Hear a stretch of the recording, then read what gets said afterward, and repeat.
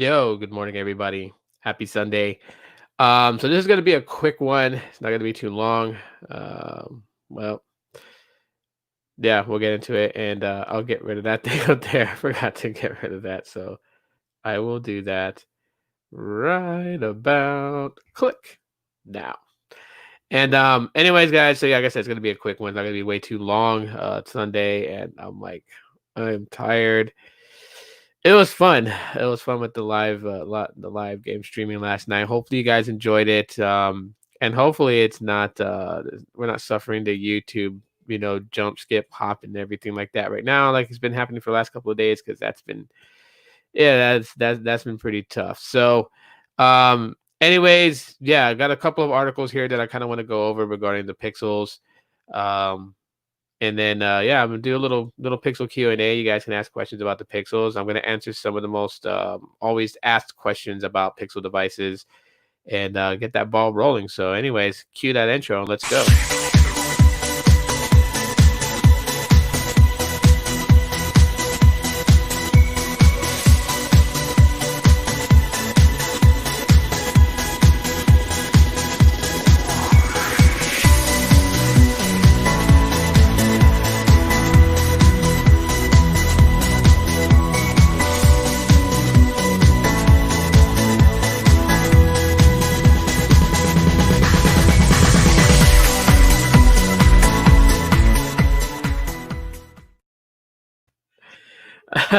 I like having fun with those things. I really do. It's good. Let's see who's up in the house right now. We got Gene G Tech up in the house, you guys. Those people who actually watch the replay, please check out his channel. He does lives. People that love live streams and love live interactions with those on YouTube, definitely check him out. I would definitely say that. So please head over there. I know it's Sunday, so people are probably still asleep. That's okay. They can watch the replay. Uh, hey, my daily side, man. I haven't seen you in a couple of days, bro. How you doing? Oh, you hear my son? He's throwing a tantrum. It's Sunday in my house. Definitely. What up, bro? Hey, how's it going?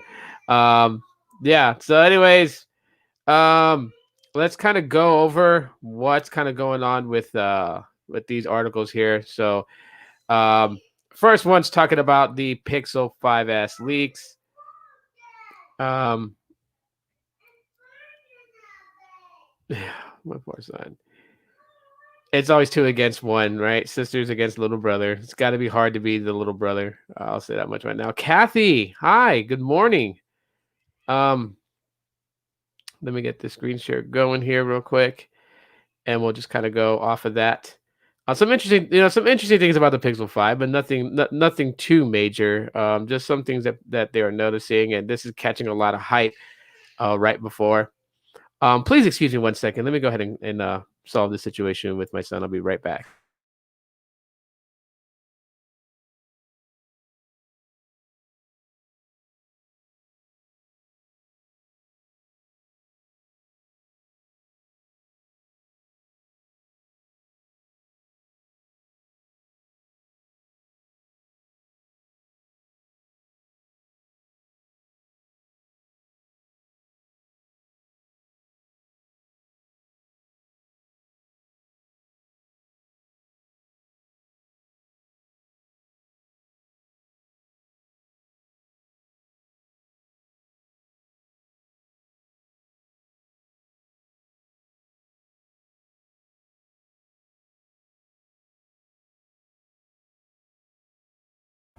Okay, I apologize for that. Dad duties. Dad duties, as always. Um, anyways, so some interesting things going on with the Pixel 5. Um, Going to check my seizure out next month. Oh, wait, sorry, I read that wrong. Um, my daily side, you feeling okay? Who? Oh, yeah, I thought he said seizures. That's what he meant. I don't know. No, please don't mind my son. He's throwing a tantrum. Young 5-year-olds still throw tantrums. Let's see. Trying to catch up with all these. Yeah, good. Got a few. A few times people hear me screaming and they're all, "Oh, okay, what seizures? Oh my gosh, man! I hope you're doing okay, man. I hope you're doing okay, bro. Keep me up to date, bro. The next time I go back live, just let me know. Or unless you follow me on social, if you have social, bro, follow me on social, man, and connect with me. Hit me up. Let me know how you're doing. Let's see. Yes, yes, yes. The wifey's in here. Forbes Tech Reviews, man. Hey, thanks for coming in. I really appreciate it. Definitely, you guys check out his channel too as well. Good stuff. Good stuff. Live streams are good too. You guys gotta go check it out. Okay. Yeah, we like family. Yes, we're like family. Uh, yeah, yeah. All right. Let's jump right into this. Is interesting, right? So we're not far away from the Pixel 5 Pixel 4a 5G launch. We're not far away from that. And you guys know me. I'm like a little kid at just at the candy store where like the candy shop guys like we got a brand new limited edition candy coming out and I'm over there like oh let me in with my money ready for it. Um so here's what it is. I'm going to jump to the article real quick, all right? Uh oh, my son. Oh wait, no, that's 485G. Okay, here we go. So updated more live 5S. Okay, they're still hung up on this 5S. Now, is there really going to be two different Pixel 5s, right? So is Google releasing three phones coming up here, supposedly on the 30th instead of two, which would have been the 5 and the 485G. Now, I myself think that, because it could have been possible that the Pixel 485G was just going to be called the Pixel 5 and that the Pixel 5 would have been called the Pixel 5S, just figuring like the specifications of it. And if that was true that that Google ever did that, that would be kind of ridiculous. They would have been called out by a lot of techies, tech enthusiasts, and just flat out geeks like me. Like, why are you hijacking Apple's naming process? You know what I mean? Because like there's the iPhone 6, the iPhone 6S, then the 6. You have it's a weird naming combination, but I like to think honestly like they were going to call these phones that. However, they just called the bigger one the Pixel 45G, and then this happens to be the Pixel 5. But because they're still testing it, they're still testing all the things that they can do. That the hardware model still reads it out as the Pixel 5S. So if that's the case and the Pixel 5 launches, I wouldn't be surprised if some of them had this little Pixel 5S name right there. But I doubt it will. So, anyways, what 9 to 5 Google is, who's basically the authors of this article, is making a big thing about, happens to be the body design of the Pixel 5. So we know that the Pixel 5 shares the same footprint as the Pixel 4a. However, if let me just kind of like make this larger. You guys see this etching on the back of this phone? Now, I don't know if somebody decided to get cute and decided to personalize this device as they're checking it out. But as you guys can see, class 1 laser device, and they have all the IMEI and the phone serial number information blocked right here. This is probably what they scan, to identify who is specifically using this phone. So, but you see that the Google logo is not really there. The Google logo is just, just kind of yeah, I don't know. Weird way. And I don't know if that's just a sticker they put on there. I don't know, but people are making a thing about this etching back here. Is there going to be some sort of graphics to the back of this that would distinguish this against the Pixel 4a so you could tell the difference between? That's something that they're kind of focusing on here in this article. They continue to talk about, if there's a possible Pixel 5S, if there's going to be a more advanced model, and if it is, what the pricing would be on that, which I'll kind of get into it. So right here, they say the FCC at the start of the month revealed that of the 4 Pixel 5 devices, 2 models, GD1YQ and G6QU3, will support both millimeter wave and sub-6 5G. So that's interesting. Now they say revealed that of the 4 Pixel 5 devices, so there are multiple different ones. See, that's the thing. Like these leaks and stuff like that, Google's just playing games, man. They have everybody running around, right? Like, I firmly believe that there's only a Pixel 5 and a Pixel 4a 5G. If I'm wrong, I'm wrong.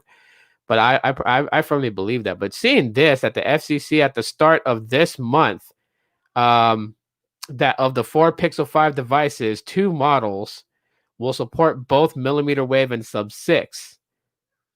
So what I know from that is that more than likely the Verizon variant is going to support millimeter wave, because that is Verizon's, um, top line 5G support right there. While the rest of the companies like AT&T well, AT&T has millimeter wave, I believe. T-Mobile has millimeter wave, but they're not really pushing it. So that's why it'll support both millimeter wave and sub-6 5G connections. Here they have an update that was updated on September 12th. This says more images of the Pixel 5S have emerged with the screen turned on. The first 2 shots show the settings app and confirms 128 gigabytes of storage. The home screen picture will show the Doodle Live wallpaper introduced on the Pixel 4. We actually see the status bar as well, and how everything is shifted to the right due to the hole punch camera, just like in the Pixel 4a. These images here are what they show.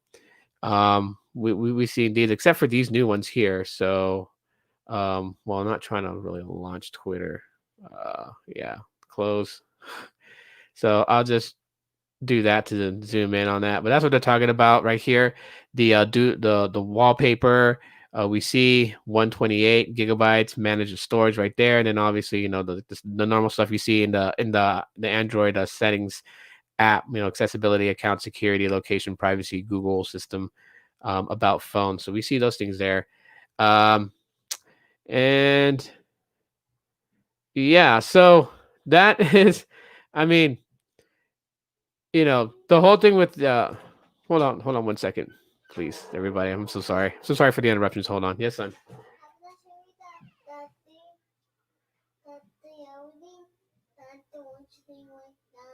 I mean, you can't take everything that she has, son. You can't. You have the TV, okay? Okay, yeah. He's mad at me. Today I'm bad dad. My son's mad because he wants everything his sister has. But anyways, so the thing that they're making in here, obviously giving out a little bit more information about the phone itself, but they're also really just kind of hyping up the fact that there's some way to distinguish the difference between both the Pixel 5 and the Pixel 4a. That's something that it's we're getting closer to that time. We really are. I truly hope it supports both millimeter wave and sub-6. Yeah, well, I mean, it's going to, because originally, the unlock model would have probably supported. Hold on 1 second, guys. I'm so sorry about this. This is my Sunday mornings. Okay, I'm so sorry, guys. I really am. Hold on 1 second.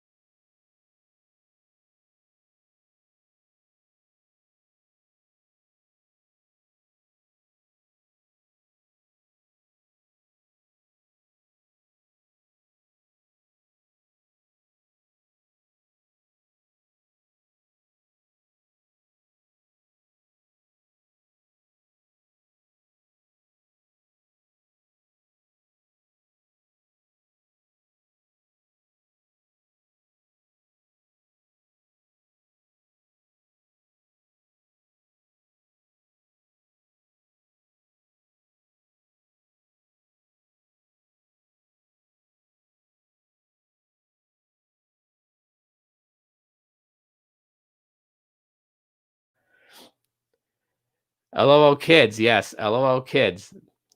It is my Sunday. They like the Sunday mornings. They like to fight over things. I don't know why. It's always 2 against 1. Sisters versus little brother. Big brother's asleep still on a Sunday. But yeah, so they will support. But here's the thing. Red Rum. For them supporting millimeter wave and sub-6, right? So Sneed and I talked about this, that it's going to be the Verizon model that supports millimeter wave and sub 6. The other models, like the Google 5 model, the unlocked model, those will only be sub 6. That's the conclusion that we came to. Now we could be wrong because, like I said, nothing is for certain until the phones are out and they're in people's hands, right? Google can always change up things. Like now we're hearing about, 4 different models, that were presented to the FCC, and are, you know, two of them are what millimeter wave? Is that what it said? Just to double check back. I don't know. I'm sorry. I'm like all over the place because I'm like listening to my son about what he's mad about at the same time trying to cover this. Um, let's see. Yeah, that 2 of them will support millimeter wave and sub 6. Now, could that be that they're referring to the Pixel 4a 5G and the Pixel 5, both models that are going to Verizon? Are those going to be the 2?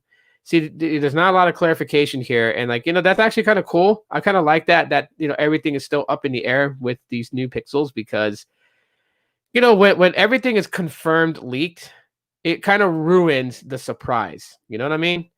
Yeah, we're so itching. We want to know what the next phone is going to have. We want to know what it looks like. We want to know the internal specs it has. We want to know what type of network connectivity it has. And when we get fed all that information before the launch date, right when the device launches, are we excited for it? No, we're probably happy for it. We're not really excited for it because we already knew a lot of things that they're going to go and talk about in the video. Um, Personally, hopefully the Pixel 5 and the Pixel 4a 5G launch, hopefully it's not like the Pixel 4a's launch. I mean, that was a nice little tip, like a 30-second ad to tell you that the Pixel 4a is here. But I would really want a keynote from Google to really kind of explain why these devices are the way they are. A keynote kind of helps people understand, because a lot of people are going to have questions, right? And that's some of the things that I feel like that Google really needs to kind of just do. So Google, please give us a keynote. If you're launching it on the 30th, um, if it's Verizon, GOOD. Okay. Let's see. He's great, very mature and so smart. Who? Oh, your son? Okay, I see you have a conversation here. Yeah. Yeah. You missed this. Go back over here because I just seen that. I missed the young days, but I'm glad my son will be 14 soon. I don't know, because my 14-year-old man, he's pretty tricky, man. He's like a ninja. You know what I mean? So he's doing this thing, and I'm just watching to make sure that he's not doing anything super foolish, right? Like, I'm letting him make his mistakes because he's got to learn from mistakes. But having a 14-year-old is you're not out. We're not out the weeds yet. My son, my second oldest son, he's going to be 15 this year, this November, and my eldest son is going to be 16. So, yeah, imagine that. But anyways, all right, let's move on to the Pixel 4a 5G before I open up the Q&A, and then we'll just pretty much and the Q&A doesn't have to be about the Pixel 5. It could be about past Pixel devices, and we're just going to see, what kind of questions people have, because this is one of the things that goes on with Pixel devices, is that people don't know about the Pixels to an extent. Like, they know it's a Google phone, they know it runs Android, and that's probably about it. So just kind of going over a little bit more about the Pixel 4a 5G. Does any now my cats are fighting. See, oh my gosh, what a Sunday.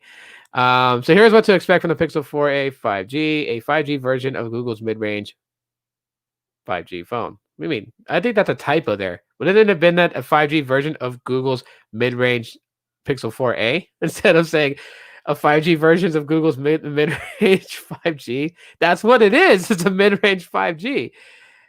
So let's see. Yeah, they talk a little bit about that. Pixel 4a 5G latest news, updated on the 10th. So leaks suggest Pixel 5 could show up in Germany on September 25th, and that could wind up being the launch date for the Pixel 4a 5G 2, since two phones are closely linked. Other leaks have said the phones will debut around September 30th. Yeah, so they're showing the ad for the Pixel 4. That was Pixel 4's ad. Pixel 4a 5G price and availability. Google announced in a blog post after the Pixel 4a's August launch that the 4a 5G would cost $499 when it appears. That's $150 more than the basic 349 Pixel 4a. So we'll have to see if Google has added extra value to the 5G version that makes the price increase worth it. Well, I mean, it does have a bigger display. It does share the same cameras as the Pixel 5. I'm not sure if it's going to be water resistant. It may be, it may have NFC. So we'll have to see. However, leaker John Prosser, oh my gosh, man. Yeah. That's a whole totally different story. But however, leaker John Prosser has pointed to September 30th as the date for the Pixel 5 and 4a 5G launch. Another leak, this one from a French language Google blog, tipped October 8th as a release date for pre-orders, while another leak points to a Pixel 5 release on September 25th in Germany. So like, yeah, I know there's very different dates. So first of all, I know why that the October 8th is, the suspected leak date, and that's just because some of the earlier leaked images of the Pixel 5 on the very top where it shows the date and then the weather outside on your home screen, it said October 8th on that. Yes, people look to that because sometimes Google puts it right in front of your face, hide in plain sight. So they'll put, the date that they plan to, launch the phone, and it will be in some sort of like leaked image or something like that that people find. I've heard September 25th. Now it's saying September 25th in Germany. I don't know why they would launch it. If they're going to launch it September 30th, according to John Prosser, then why the heck launch it in Germany on September 25th? That's going to take the thunder out for a lot of people globally, because Germany will have it first. It's kind of crazy. Whatever the date of Google's new phone launch winds up being, we're pretty sure it's imminent, as both the 5 and 4A 5G have appeared in FCC regulatory filings. Yeah, but there's also been 4 other devices. So I don't know. As for availability, we can assume that the Pixel 4a 5G will follow the path of the Pixel 4a, with the availability from wireless carriers such as Verizon, Google Fi, and US Cellular, or retailers such as Amazon and the Google Store itself. Yeah, so we could be seeing that. Nothing really different there. No real massive updates when it comes to the Pixel 4a. Yes, there will be a white variant. I'm being told that both the Pixel 5 and 4a 5G that's launching here soon are going to be both in a just black variant. The white variant will come later on in October for the Pixel 4a 5G, and I think there is another color model for the Pixel 5. I forgot what that color was supposed to be. Everyone was talking about it for a little bit, and then that just went away. So yeah, that's just a little, nothing really else about the Pixel 4a or the Pixel 4a 5G. That's just some of the things here. But that's very interesting in that one article where it literally talked about that there were 2 different Pixel 5 devices. They gave the model numbers that the FCC got for them, and basically just said that both were going to have millimeter and sub 6. So we'll just have to wait and see. That's the thing. It's the waiting game. Google's really got us going right there. So let me head back to the chats here. Let's kind of let me catch up on it. Let's see. 2 Phones is up in here. What up, 2 Phones? How's it going, bro? Everyone's showing 2 Phones some loves here. So I'll ping you my location soon, bro. Whoa. Let's see. We got. Oh, okay. Yeah, we just catch up on the comments. The comments. Google bringing out 2 more phones. They say, look, I mean, honestly, I'm gonna stick to the fact that there's a 4a 5G and a Pixel 5. There are a lot of news that's covering all this because of what it says on the screen when they're having these devices that's being tested. But the one thing about beta devices that's out there is that what's on the screen, we can't etch that as gospel. It's not Moses and the tablets and it says, Pixel 5S. All right. I definitely say this to a lot of people, just because I don't want people like building up this hype behind that, Google's releasing more phones. No, we know, because here's where I go back to. Okay. And this has not really failed when I look at this stuff. So we look at source code files, right? We tear into Google, we tear into a lot of things, and we get the source code files. Okay. Now, in the source code files, basically you find these code names for these devices, right? And right now, the two that has not been released yet is Bramble and Redfin, which we know Google likes to name their upcoming devices after, sporting fish. So Bramble and Redfin is there. There is no Bramble, Redfin, Yellowtail. What's the other one? Marlin. You know, there's not, because if there's a Pixel 5, a Pixel 5S, a Pixel 5S millimeter wave version, a Pixel 5S, sub 6, version, they would all individually have their names. They wouldn't lump them all into one. For a lot of that, this is just hype being built up by a lot of tech channels, because they don't have a lot to talk about with the Pixel 5 and the Pixel 4 5G. What we know so far is what we know so far. There ain't nothing new. So when they see these photos of these beta phones out there being tested to make sure that they're functioning and working properly, then everyone wants to run to the to the hot sheets, and 9 to 5 Google wants to be like, there's a Pixel 5S possibly, and then um they just run with it. They run with it. And if you notice in these articles, there's nothing super factual. Now, other than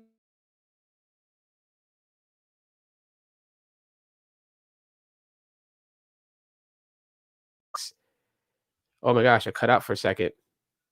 I am sorry. I cut out for a second. I don't know what's going on. But like I was saying, two models made it to the FCC. Both of them are supposed to be millimeter wave and sub 6. Now again, Pixel 4a 5G, Pixel 5S. There will be an unlocked version, which is also the Google 5 version, just to be honest with people. And then there will be a Verizon variant. The Verizon variant is what we think is going to be the one with millimeter wave. I didn't see this right now because I'm like all over the place. Gene, thank you so much for the super chat, bro. Really appreciate it. Let's see. Catch up with some of these. Give a shout out to my friend. Your friend Sandeep. Okay, shout out to Sandeep. If you made me look weird, then hey, what it is. See you over in here. Peace to the chat. What's up, man? How's it going? Catch up on the comments. Catch up on the comments. Yeah, you're so funny. And Finding Nemo. Yeah. Let's see. Oh, Sneed's up in here. What up, man? How's it going? Yeah, we got everyone coming in now. YT isn't notifying. Yeah, no, and I didn't follow Lawrence's advice. Lawrence is like, make sure I tweet it out so everyone knows. I forgot to do it. It's Sunday, man. I'm trying to do this. I'm trying to do this live stream, and my son was having a tantrum, and I had to go, take care of him and try to calm him down. It's a Sunday. It's a Sunday in my home. All right, so at this point right now, I'm gonna go ahead and open up the Q&A for the questions about pixels and see if I can answer some of them for you guys. So anyways, let's get that Q&A open.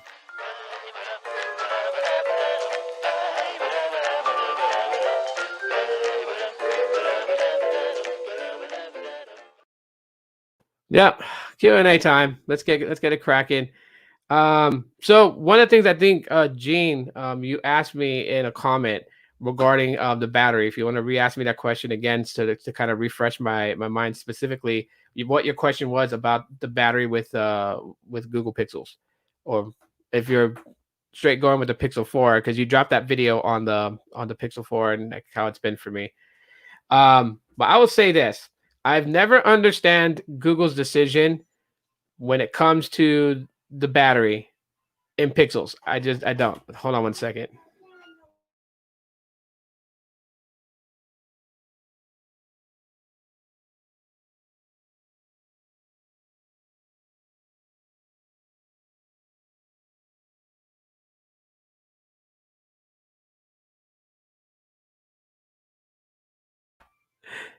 Uh, my poor little 5-year-old's mad because he threw a tantrum, so his sisters went to their room, and now he's mad that they're not outside with him.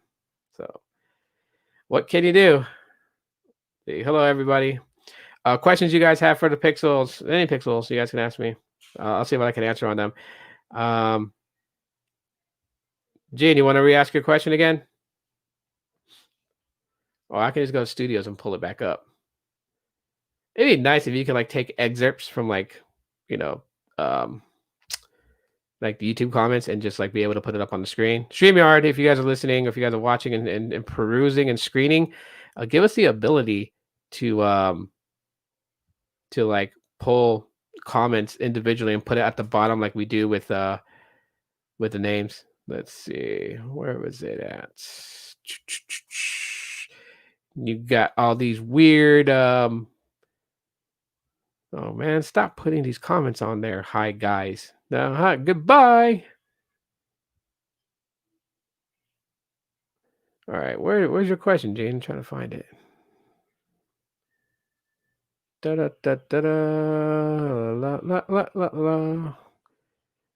Where is Jean's comment?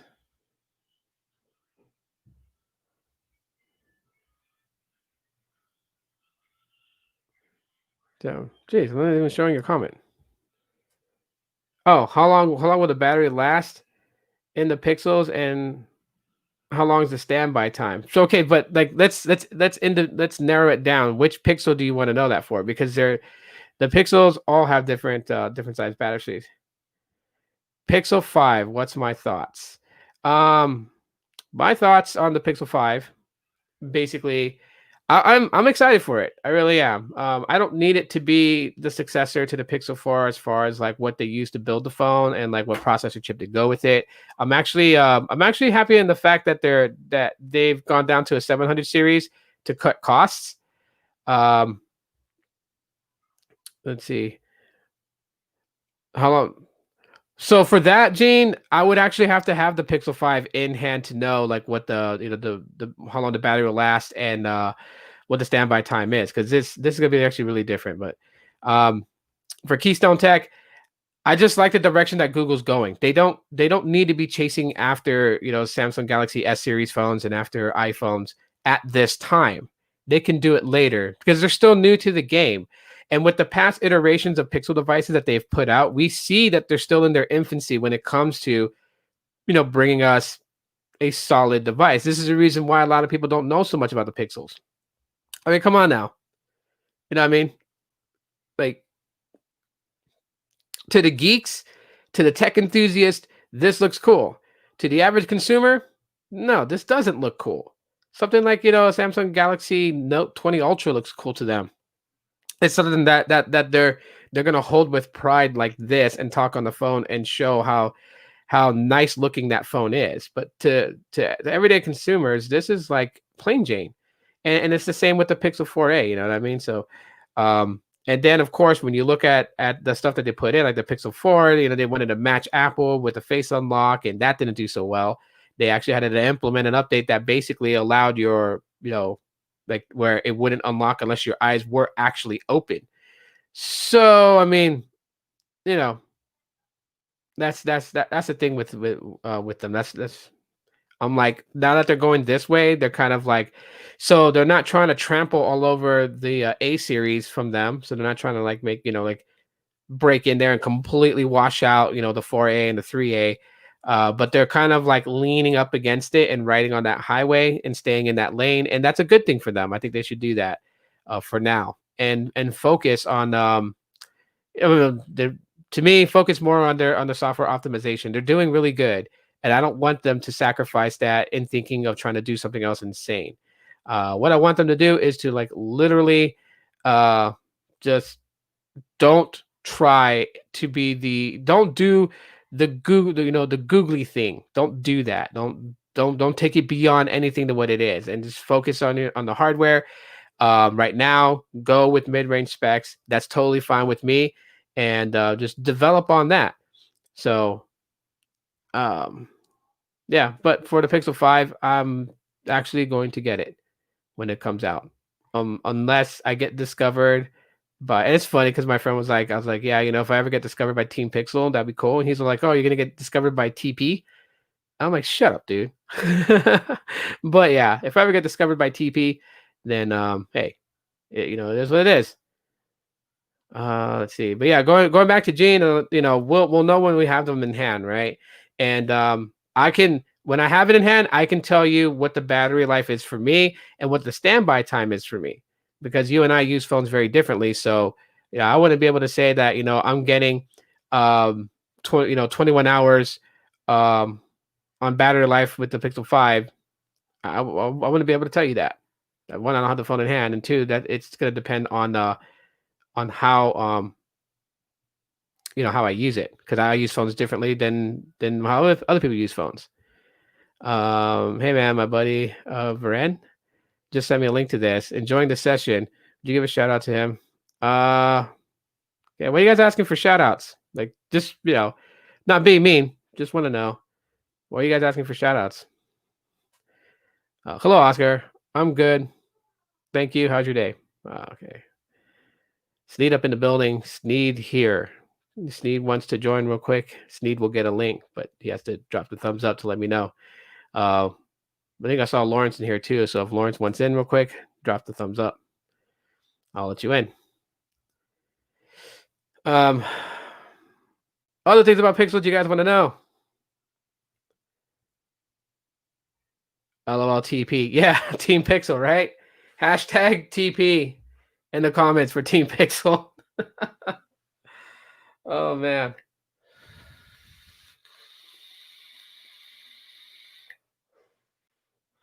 I know interesting thing, and I don't know if you guys heard it from, if Carlos has mentioned it, but I know that Carlos is looking to get a Pixel and he's trying to try it out, which is gonna be kind of cool. Only if you're inviting, only if I'm inviting, brother. Guess what? You get the link. I'm gonna be like Oprah right now. You get a link. You get a link. You get a link. But first I must sign in to Twitter. Oh boy. Here we go. Let's see. Pop open messages. Send another link. I'll just send one to Sneed in case he ain't doing nothing. And then he can come in and I can talk to him about his Pixel. Well, the ones he does have. I know he's sent out his Pixel 4a. By the way, guys, subscribe to Sneed, bro. Dude's really good.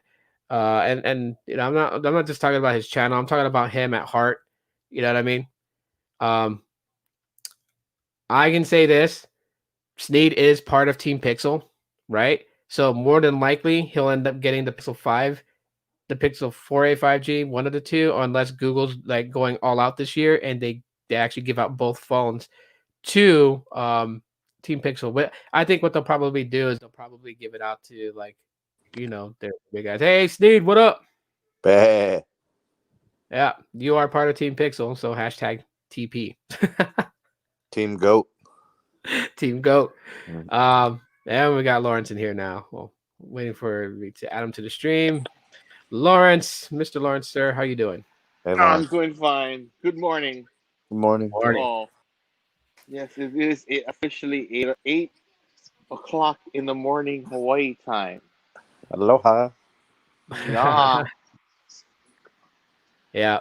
So, regarding the Pixels, your experience, Sneed, how would you say your experience has been with, not just one specific Pixel device, but just with all of the Pixel devices that you've had a chance to use, minus the 4a, because you kind of sent that one away. So I used it for a day. I don't know, man. It's software wise, they've always been really good. Hardware wise, they've always been real simple. Nothing complicated, nothing fancy. They've had a couple of issues here and there. The original Pixels had screen and burn-in issues. The build was actually good though. I love the Wi-Fi and the cellular in these phones. The cameras have always been really good. The still photography is second to none. Video has always been good enough. I never really thought it was a problem. The RAM specifications, they're always fine. They use flagship specs, up until probably this next gen. They've always been flagship spec, but I mean, they've always been good, man. They've been expensive. Yeah. I've always looked at the pricing and be like, man, these phones are probably gonna have a hard time commanding the flagship price based on the inability to like on 100% compete on every level with Samsung or the iPhone. Yep. Right. So, and mostly Samsung, because I know that the iPhone technically should be Google's competition, but it's really not because it's not even on the same operating system. Right. So really, it's about competing within the Android space. So clearly, they do not. The Pixels do not compete, unfortunately. And there's a couple of factors, but as phones owning them, using them, they're great. The only thing that 100% needs to be addressed is battery capacity. Mm-hmm. That 100%, I can tell you, has to change like immediately. Like this is just unreal. The 3AXL had a 3700 milliamp hour battery, which is larger than the 4XL's battery, Yep. which is just insane, right? Like you think about that, It it's not is. good. And I also think one more thing, Tito, Mm-hmm. the battery optimization, the battery life optimization in Google's Android for the Pixel is way overstated. Yeah. Everybody says, "Oh, Google they do battery optimization better than any Android." That may be true, but it's still not great because when they put in a 3100 milliamp hour battery in that new Pixel 4a, it still doesn't last a day in my experience. It didn't last me a day. Yeah. Not even close. Not even close. So I That's think a lot of absolutely. that is overstated, actually. It is. And you know what? Like, I'll validate that right now with the Aloha Android stamp of approval, because I talked about how the battery life on my Pixel 4 is like solid, right? But I'm speaking from a point, and maybe I should clarify this for everybody. I'm speaking from a point that this thing doesn't get me a whole day. You know what I mean? So I need it to get me as far as it can, to where I can be at a point where I don't necessarily have to have this in hand and I can put it on the charger. So the optimization, yeah, it's optimizing to try to keep it up, to try to keep up with what it can do through a day, but not an entire 24 hours. And that's actually bad. You're right about the battery, because they put in batteries in this things like the Pixel 4, the 4XL, right? It has motion sense, it has the face unlock, it has a 90 hertz refresh that kicks on when it feels like it needs to have that at the moment. But you put in a battery that can't hang with it. It just starts to deplete faster with those things on. So you're turning it off. So the natural way of using a Pixel 4, no one's really using a Pixel 4 the natural way it was intended to be used, because you're turning off all these things that Google put into it that they prided themselves on having in the phone. So battery is always and it's been one of the biggest problems with them. And I don't understand, to the extent why I feel like they did it because to keep the price at a level, but then 800 bucks for the base model on the 4, 900 on the base model for the 4XL. I mean, come on. So Yeah, the Note 10 Plus that I have, uh I don't like the battery life either. mm, So the Pixels, the Galaxy Note from last year, they're just disappointments. I could tell you that the Pro, like the max size iPhones have good battery life. From uh-huh. what I understand, the smaller ones are decent too. But man, some of these phones are. It's not even really about it lasting 24 hours, Tito. Yeah. But just it's not getting through the workday. Yes. That's really the issue. You've got to be able to do everything that you have to do, and then your phone should not be dead. It should be all right. Time to recharge. Maybe it's down to 20% or something. But I Right. can't say that about any Google phones except the 3AXL. That was the only phone that ever did last me a day. That was the only one. No other phone did. Yeah, my Pixel 3a can make it through a solid day. And I mean, like, as it being the only phone in my pocket and the only phone in my hand throughout the entire day, I can make it through a work day. So that's 9 hours, because you have to factor in an hour lunch. Yeah. I could get past that. Yeah, But it's like the battery optimization stuff is overstated. yeah, it is. It's the processor and the battery capacity. That's the Yeah. combination that decides your battery life. I don't unless there's something crazy going on with your software that's going to kill the battery. Battery life is dictated by those two things. It's Yeah. battery size and it's processor efficiency. That's it. That's why when the 670 gives you a full day battery life on the 3AXL, Hmm. it's a Qualcomm 670. 6 series chips are legendary for battery efficiency. from the 625 to the 630, and then to the newer 670 from last year. Those phones, because of those processors, they last the full day no matter what you do. That's social media, that's camera, that's videos, that's the whole shebang. Yeah. And Lawrence, then what do you throw think? in a 3700 milliamp hour battery, and it's a good combo. Go ahead, Lawrence. Yeah. Lawrence, what do you think about Pixels? Like, what's your take on them? Honestly, I'm the wrong person to ask because after the last Android phone I had was an LG G4, and then after that, I got me an iPhone 6s, and then when the iPhone LG stopped getting my Android phone stopped getting updates, I went from that to a 6s to an 8 Plus to from getting an 8 Plus to an iPhone SS Max to an iPhone XR to an iPhone SE 2020, and I kind of haven't touched Android. I think, for battery issues, don't you notice ever since the Note 7 debacle, batteries have either gone down in capacity or just stayed stable, and a lot of companies are afraid that they don't want to end up with a phone that's unstable. Not really, because there's still Motorola's with 5,000 milliamp hour batteries Yeah, in four see, series processors, and but you're talking about a Motorola. Motorola the in the Ultra has a history of 5,000 milliamp hour battery. in the The history of S20 Plus has Motorola's, 4,500. I would say Motorola's is probably the one of most of the stablest phones when it comes to batteries. In their entire history, they never had any issues with batteries. The Ultras are 4,500 and 5,000. Yeah, you got to Yeah. remember now. You go back 30 years, majority of everything cell phone related out there was Motorola's. Motorola brick phones, StarTAC, Ultra StarTAC. You go into any store, majority back 30 years ago, everything majority was Motorola. Nah.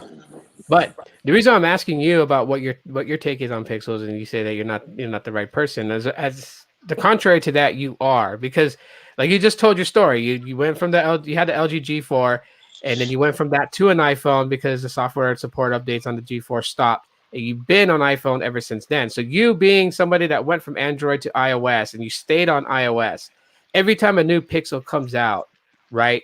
You know about it, you hear about it, you don't ever jump on it, and that's where I'm going with it. Is like you stay on iOS and you haven't really given a Pixel a try. So like that's like every consumer out there, right? Because a lot of consumers hear about the Pixels, but they don't really go towards it.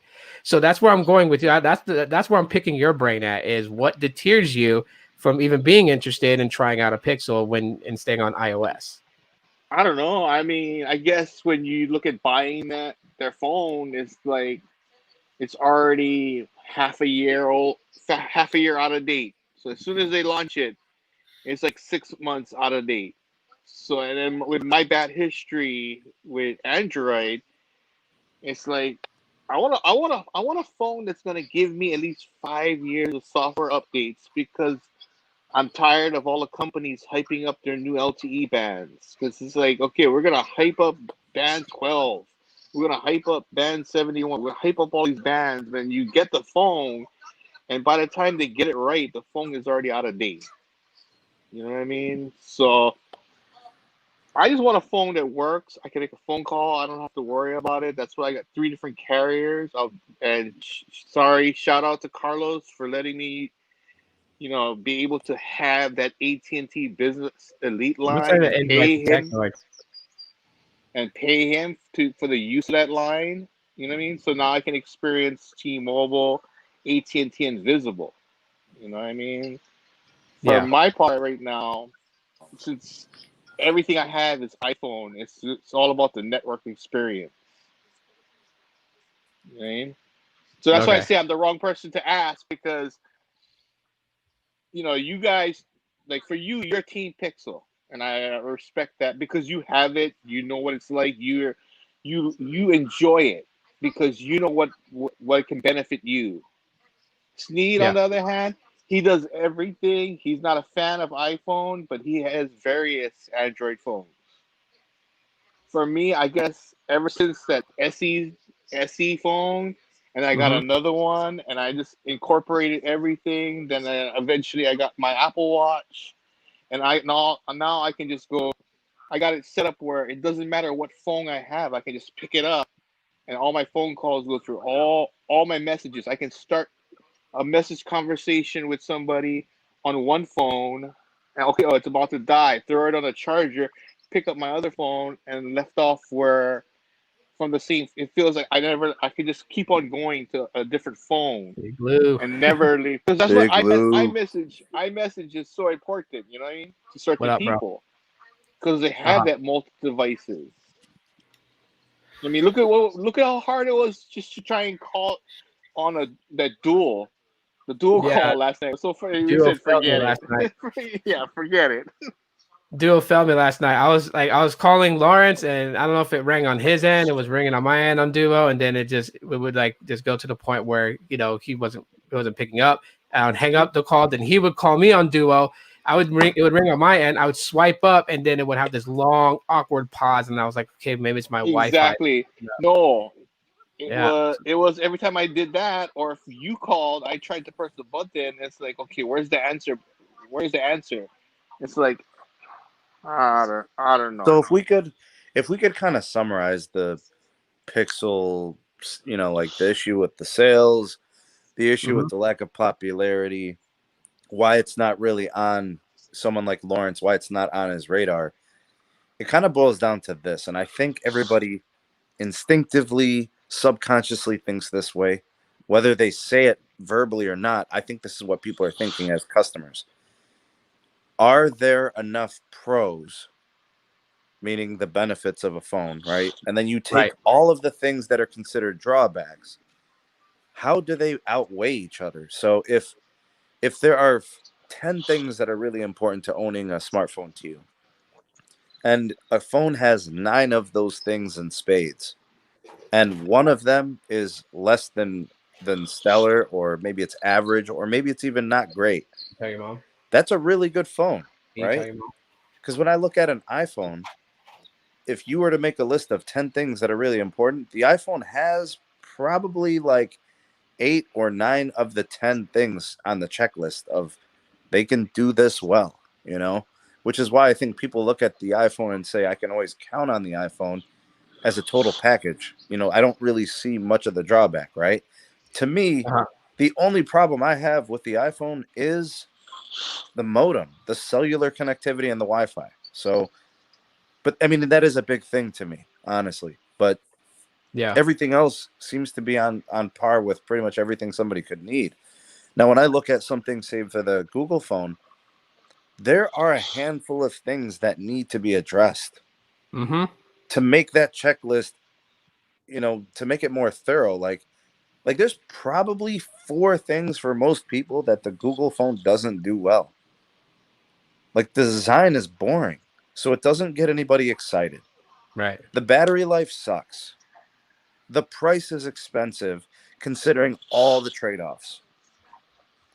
I mean, Lawrence, you speak to the software and stuff lasting 5 years. I mean, only the iPhone can do that, because the way that the chipsets are with Qualcomm and, keeping, drivers and stuff, they can't really keep them updated past 3 years, unless you go custom ROM support. There's no other way.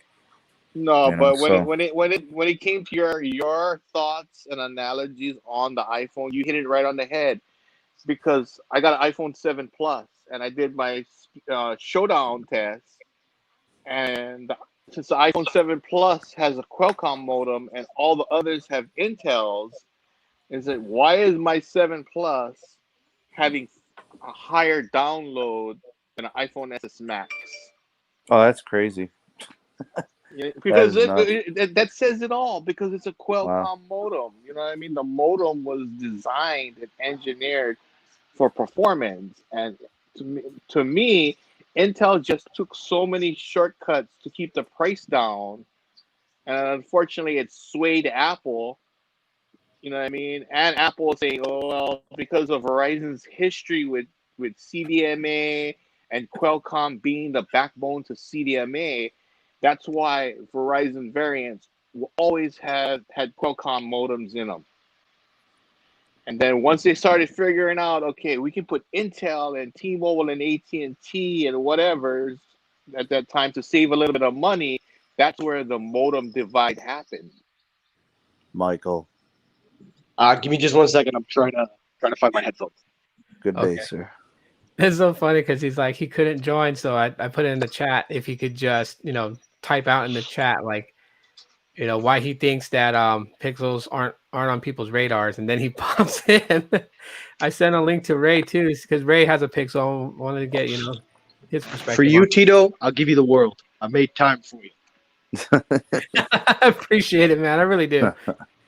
Give me just 1 second. I'm plugging my headphones real quick. Bro, listen, let me tell you something about Technoid's opinions, bro. You don't want to listen to this guy, bro. He's gonna pollute your airwaves, bro. I'm telling you right now. Yeah.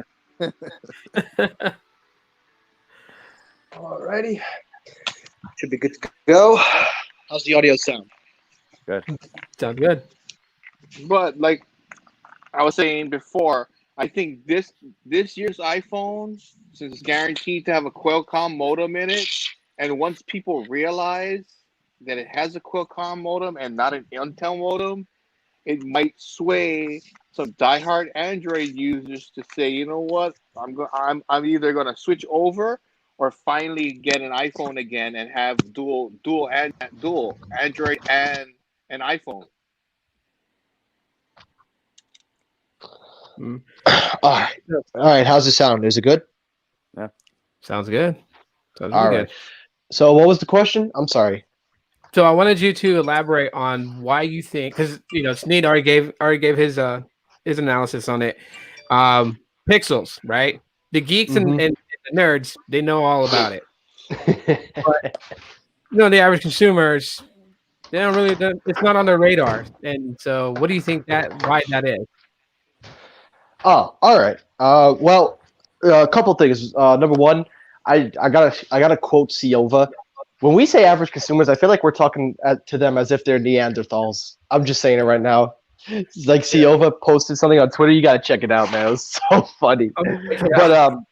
But yeah. So the way I can answer that question, and I'm gonna do it as unbiased as I can, speaking because I've used iOS and Android, currently on Android. So I'm gonna try to speak because as somebody who's used both. I think the reason why people aren't levitating towards Android is not that it's bad, or maybe just not that it's expensive. It's just maybe for them, the certain demographic, they just prefer Apple, the brand. They prefer what it offers in terms of iOS and in terms of what they use. Because I'll be honest with you. I wrote it in the live chat. As much as I love my Android experience right now, I'm really enjoying it. I have to be honest. I do kind of miss the iPhone. But knowing what I know now, as how outdated it is in terms of its technology with cellular and a couple of other things, of course, I'm going to pick the far superior phone, the Note 10 Plus. But as somebody who's just a simple guy who just, wakes up, watches YouTube, brush your teeth in the morning, listen to the news on your phone or something like that, I don't know. But being that I use my phone pretty much as just an entertainment kind of a variety pack, like I watch Netflix and stuff, I never really cared about the operating system until it was gone. When I noticed that Apple had a few things that Android didn't kind of have or just wasn't optimized. So, for example, in Netflix, you could do dual screen. So, like when you swipe out of Netflix, you could watch it on the background. Apple didn't have that at the time. With iOS 14, they now feature that. So I was like, okay, that's cool. But Android had it first. But then when it came down to just using the interface, I felt that Apple kind of polished it a lot better, where it doesn't feel stiff or it doesn't feel like it's trying to be smooth, but it doesn't have the animation. Basically, it felt a lot more fluid. Like it just feels natural. Do you know what I mean? Yeah, I know what you mean. And lastly, the main thing for my generation, Snapchat. I'm going to just say it right now, the camera quality on Snapchat versus an iPhone is like night and day. The iPhones, for some reason, just look a lot better on Snapchat. That's not Android's fault, and that's not any manufacturer's fault. The cameras on Androids are amazing. The issue is the developers are not properly optimizing the Android version of the app. That's on the developers. What did Chanel say? I'm sorry, I didn't hear him. It's the developer's fault, like how Sneed is saying. With iPhone, you know what you get. So there's 3 different iPhones every year or whatever. It's easier to optimize the camera, even if it has a iPhone might have a lesser quality than an Android phone. You got 50 different Android phones, 50 different cameras, all this other stuff. So a developer is not going to put that much effort into optimizing it for 50 different phones. Where an iPhone, you know what you get across the board with slight camera differentiations, and it's easier to optimize it. Even Instagram is easier because they have that less amount of things that they have to adapt to. Of course, you're absolutely right. I didn't even think of it like that, so I'm glad you guys point that out. So yeah, that's actually another reason. The developers are more invested in iOS in terms of how they optimize the app for the platform. exactly. Because when you look at Android, some of these apps they don't feel the same. And sometimes I will argue that Instagram is a little bit better on Samsung devices. I think because of their partnership, but that's not the point. I think the way I can answer this question is just for some reason, iOS, the platform with the apps and the phone, say what you want about the tech, but on a day-to-day usage, I just think that it's natural. Just people just use it naturally, and I think that's probably why they levitate more towards Apple than something like a Pixel. Not that it's bad, not that it's terrible. I just think that Apple, it just feels more polished and more clean compared to probably what they see. That's just my opinion.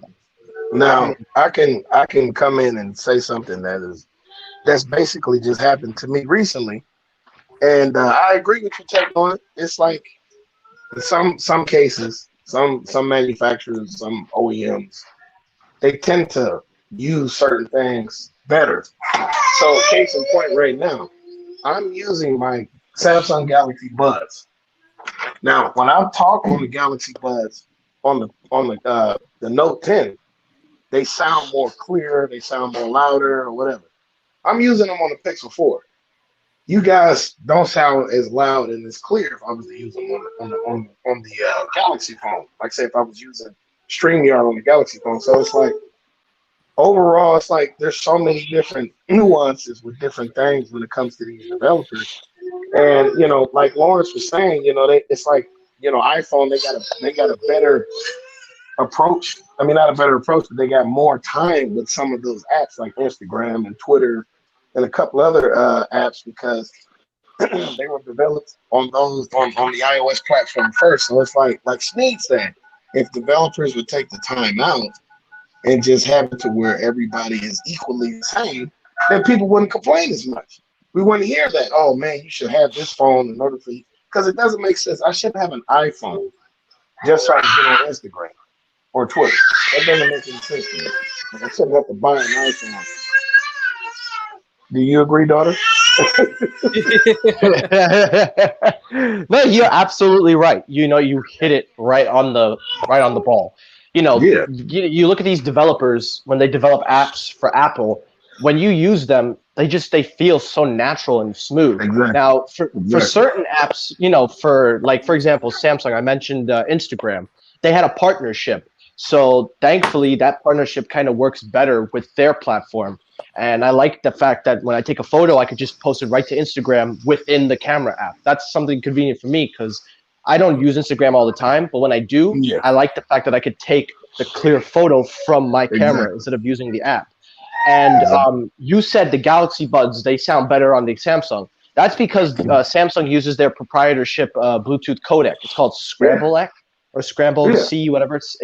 It's proprietary, so obviously they're gonna have their lock-ins. But you're right. You absolutely hit it on the nail. I agree. And it's something that should be changed because that's the biggest problem. It's like I can understand iPhone, like I can understand iOS platform. I can understand how they only operate within their realm of what they do. But when it comes to Android, it's so bad. It's so fragmented, and it's so it's like a civil war. It's literally a civil war with all these different phone companies. It's like Samsung has their stuff, and blah blah blah, and Google. Then you got everybody else. It's like everybody should just come together and be like, look, we should make it to where we're all in unison. We're all one. We're all synced up. Let's try to. Of course, Samsung is not because Samsung And people don't understand this. Probably within the next 3 years, they're going to do what they can do to cut the ties that they can from Google. Now, they're not going to completely cut ties from them. I mean, you're never going to be able to get Google away from Samsung, but they should at least try because they really need to stop. Like, there was a time when Samsung had so much bloatware, and they still got it. I mean, I can't say there was a time, but it's like it really needs to stop. Like, it really needs to stop. So you think Hopefully they one should day push it will. Tizen? I think they should push Tizen to a degree, not to the full maximum. I think they should just sit there and just say to themselves, okay, we're going to use Tizen, but we're going to use Tizen in like a small form. I mean, I know they got it on the TVs, they have it on the watches, they have it on the refrigerators, but they should try to figure out a way to incorporate Tizen like more percentage wise on the devices, on the phones and the tablets. You know, they're going to figure something. I've been saying for years, Samsung has an ecosystem. They have the tools, they have the resources. It's just they just don't have the developers. Like, they have a Galaxy App Store, you have an assistant, you have pretty much a foundation. And I've seen Tizen OS raw, just plain basic. And when you use it, it's actually very nice. So if Samsung had the drive, the initiative to do that, to make their own software, and I've talked about it for years, but I keep saying it all the time, they're not going to do it because Google keeps paying them money.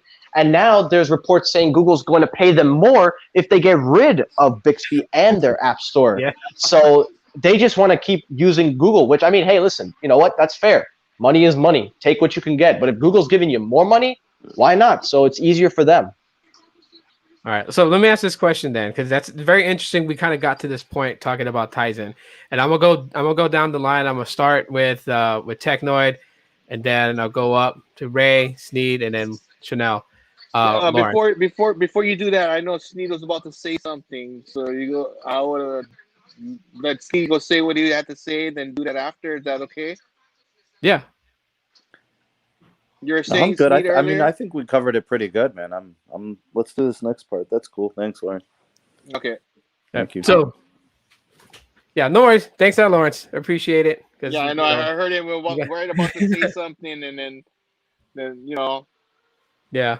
So here's the thing, right? So recently, it's known that because of all the debacle between the U.S. and Huawei, and Sneed and I talked about this in the other live stream, Harmony OS is being pushed. Like, Huawei is going to push Harmony OS, which I think is great because it's another platform. So now it's not just 2, it's now 3. So since Huawei is going to do it, and obviously they're going to need app development from like Snapchat and Instagram to pretty much work with their operating system, do you think now is the time for Samsung to say, hey, screw it, let's do Tizen and make it a fatal 4-way? So we'll go with Technoid. What do you think? I think at this stage, where Samsung is going, I think it's too late. I think there's no reason for them because, like I said, they're going to get paid more money to remove their old, Galaxy App Store and Bixby, and Google's giving them more percentage stake.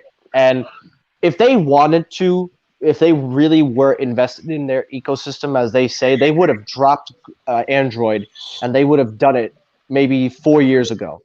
But I think it's too late at this point. I think they should just take the money and just keep rocking Android. And that's really all I could say. There's really nothing left for me to say. How about you, Ray? And I can honestly 100% agree with Technoid. It's at this point, that's what I said. At this point, they had a shot, with Tizen. They could have came out with the third operating system probably about 6.5 years ago, and they would have had somewhat of a advantage to being the third operating system in the world as far as when it comes to mobile. But it's too late now. I mean, they've already sat down, they've already put their roots in with Google, and it's like it's too late.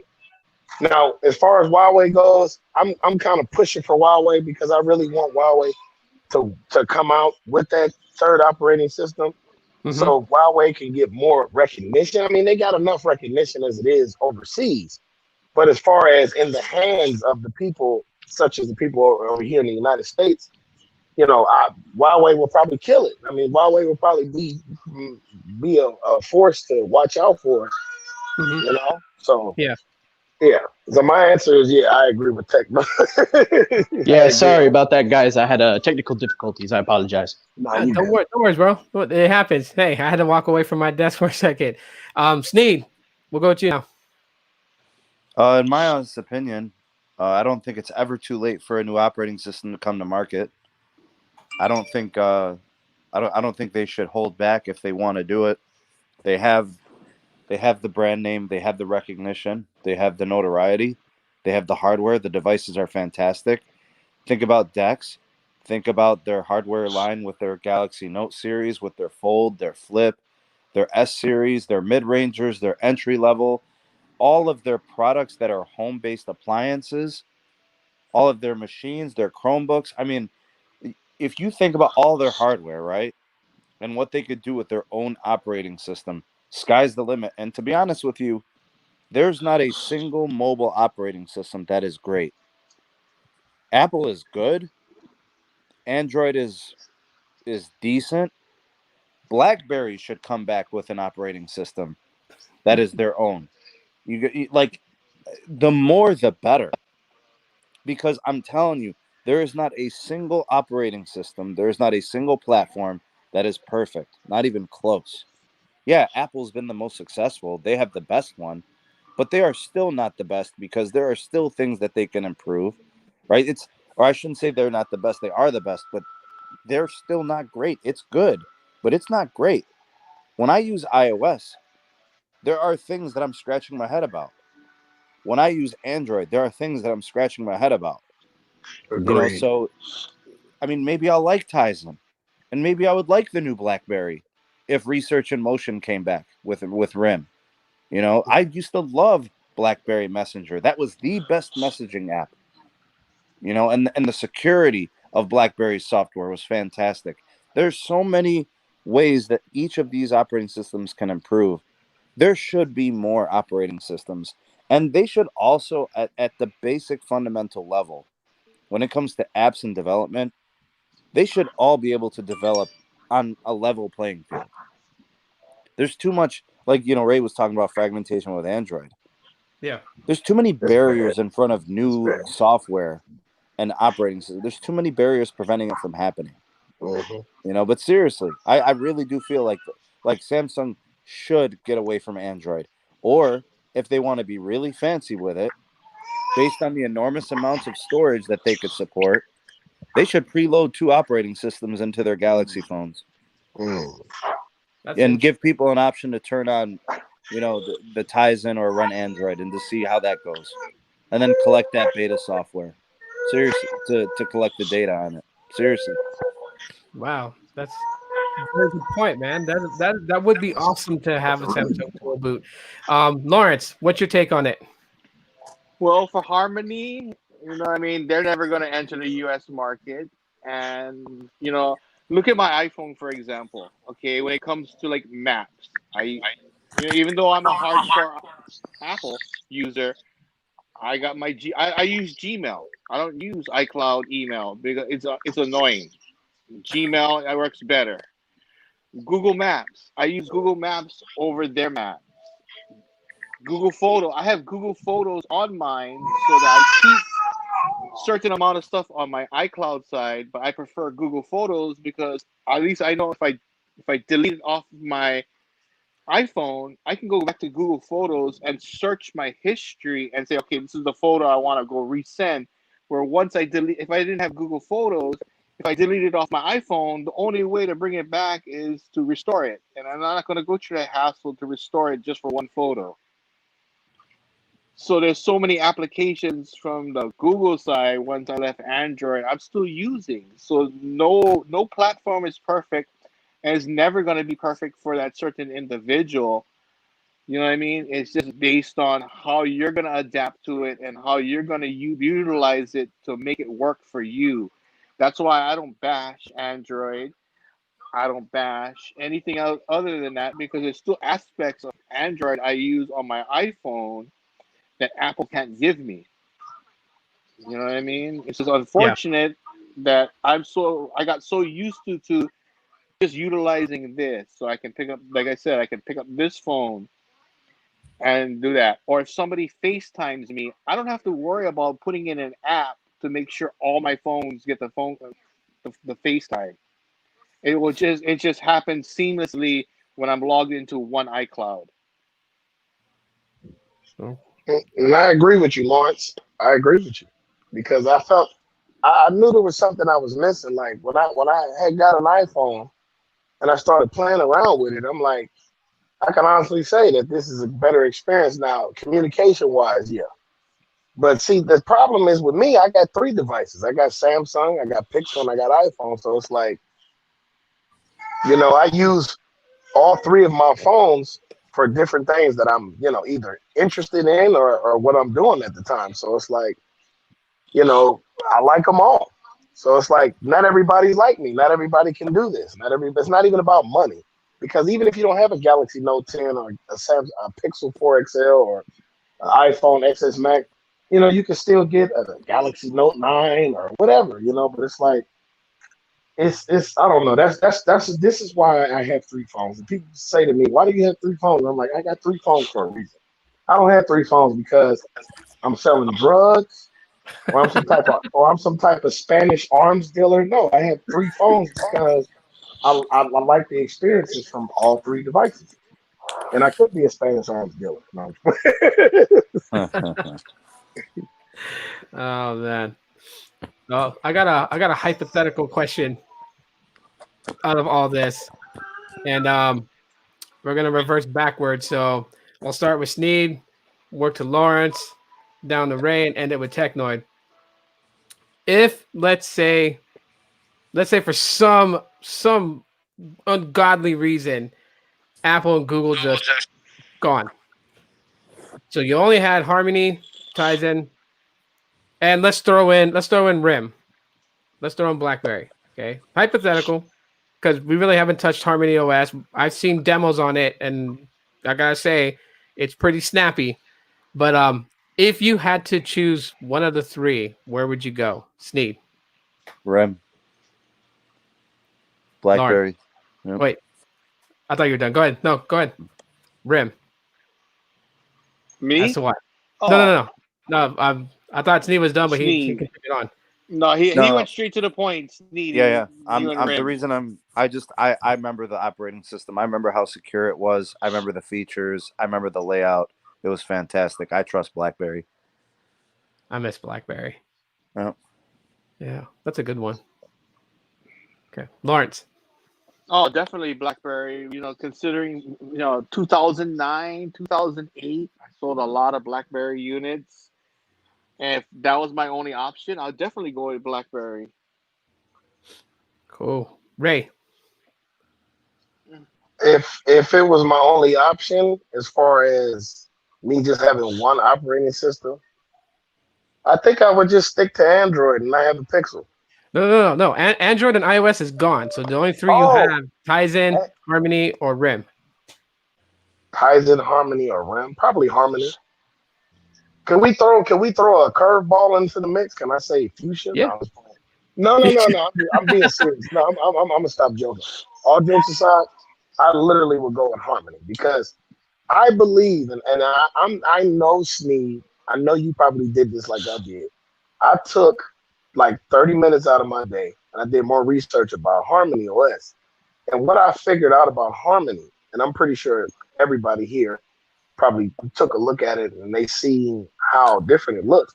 The reason why I want Harmony OS to come out is because I believe Harmony OS is the love child between Android and iOS. Because if you actually take a look at it, they have some screenshots of it. You could actually look it up on Google or whatever, and you can see how they took both operating systems and they did like a Frankenstein like approach as far as mixing the two operating systems. Because if you look at a what do you call it? If you look at a Huawei phone and you look at their software that they're running right now, it's like a cross between the two. So they know exactly what they're doing. They took the time out, they sat down with the developers and they sat down with everybody else and they said, hey, look, we want people to have both as far as look. Now, look wise, they look exactly like a cross between the two. As far as performance wise, we just have to wait and see what that's gonna be like. But yeah, I probably take Harmony OS. Cool. Technoid. Oh man, thank God it's a hypothetical question.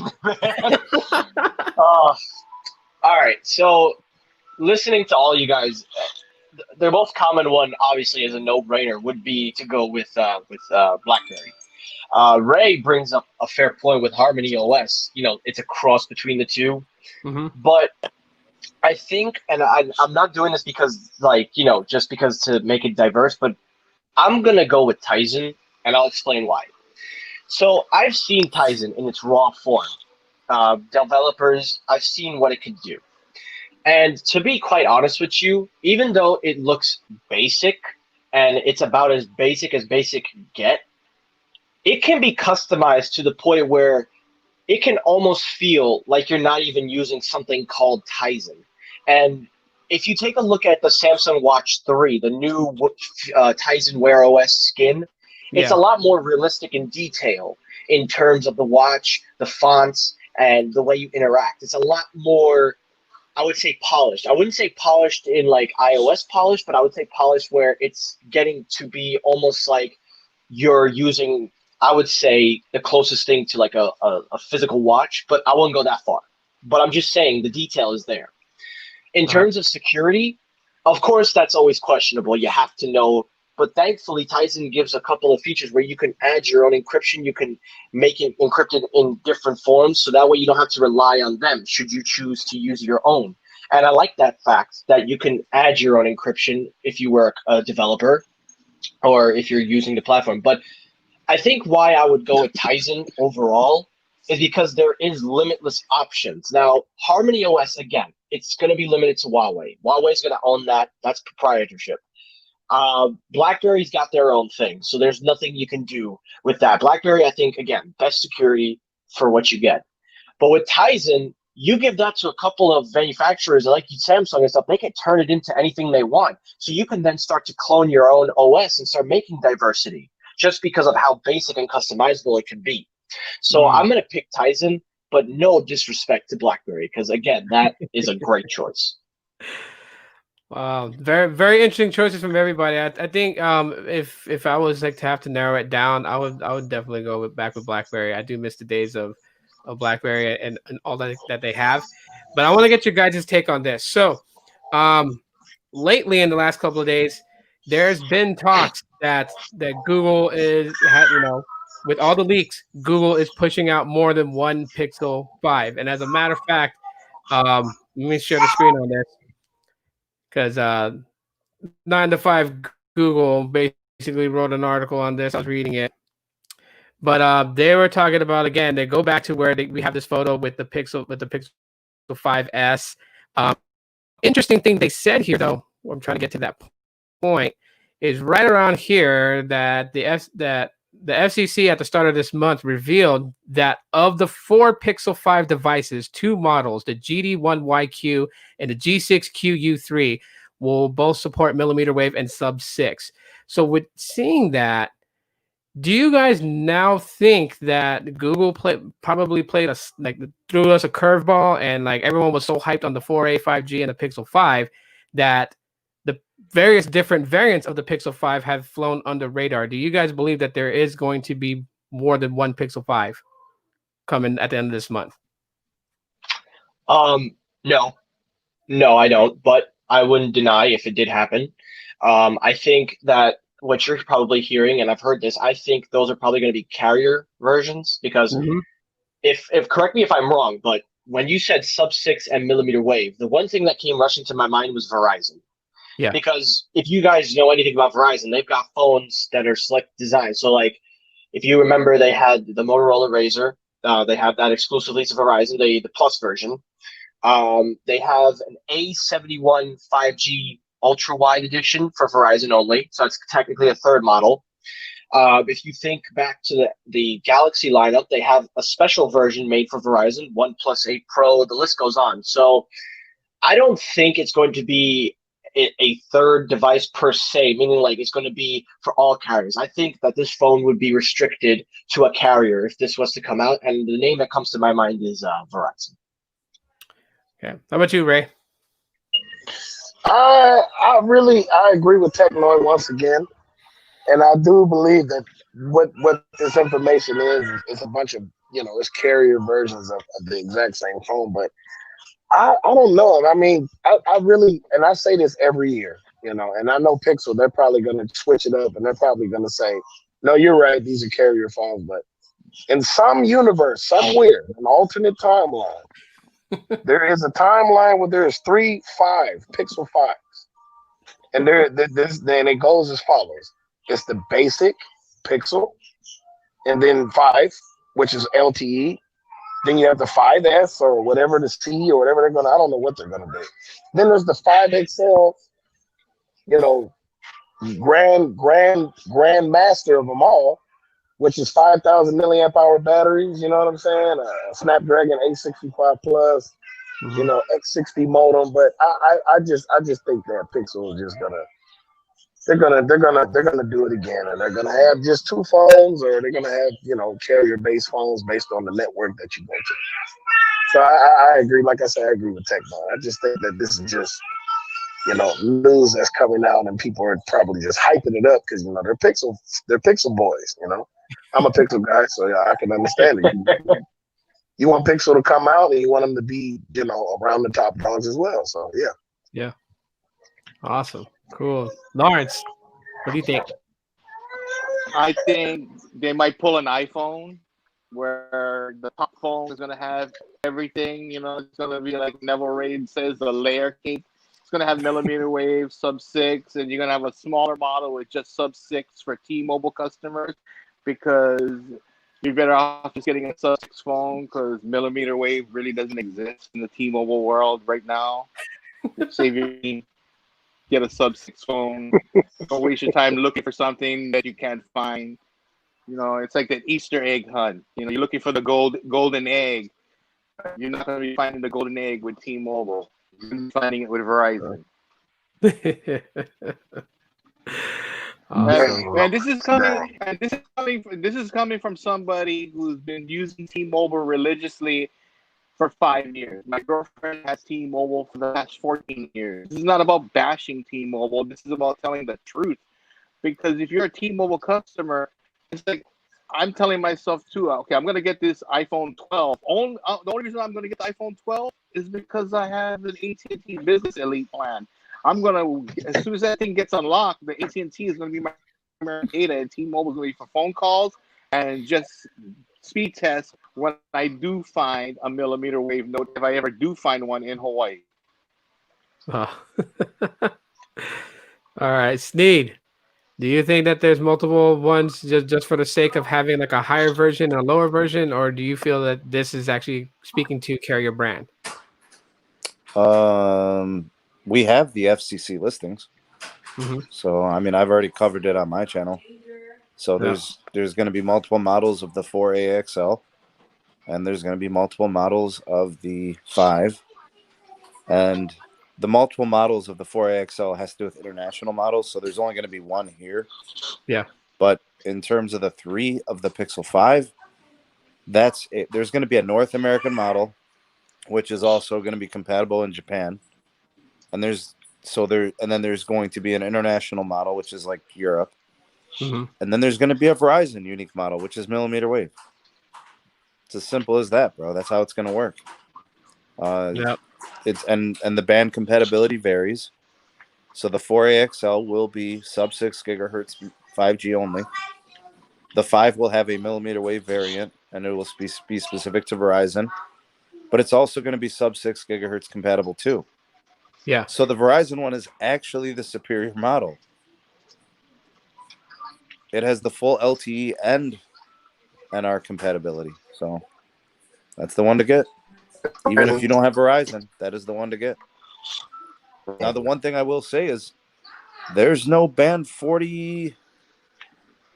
I don't know if it's band 46 or 48. I think it's 46. None of the Pixels have band 46. Yeah, I think none of them will connect to LAA. which is Yeah. weird. I don't know why, but whatever. Yeah, Carlos told me that. Yeah, I was band 46, and I'm glad that you guys all shared this.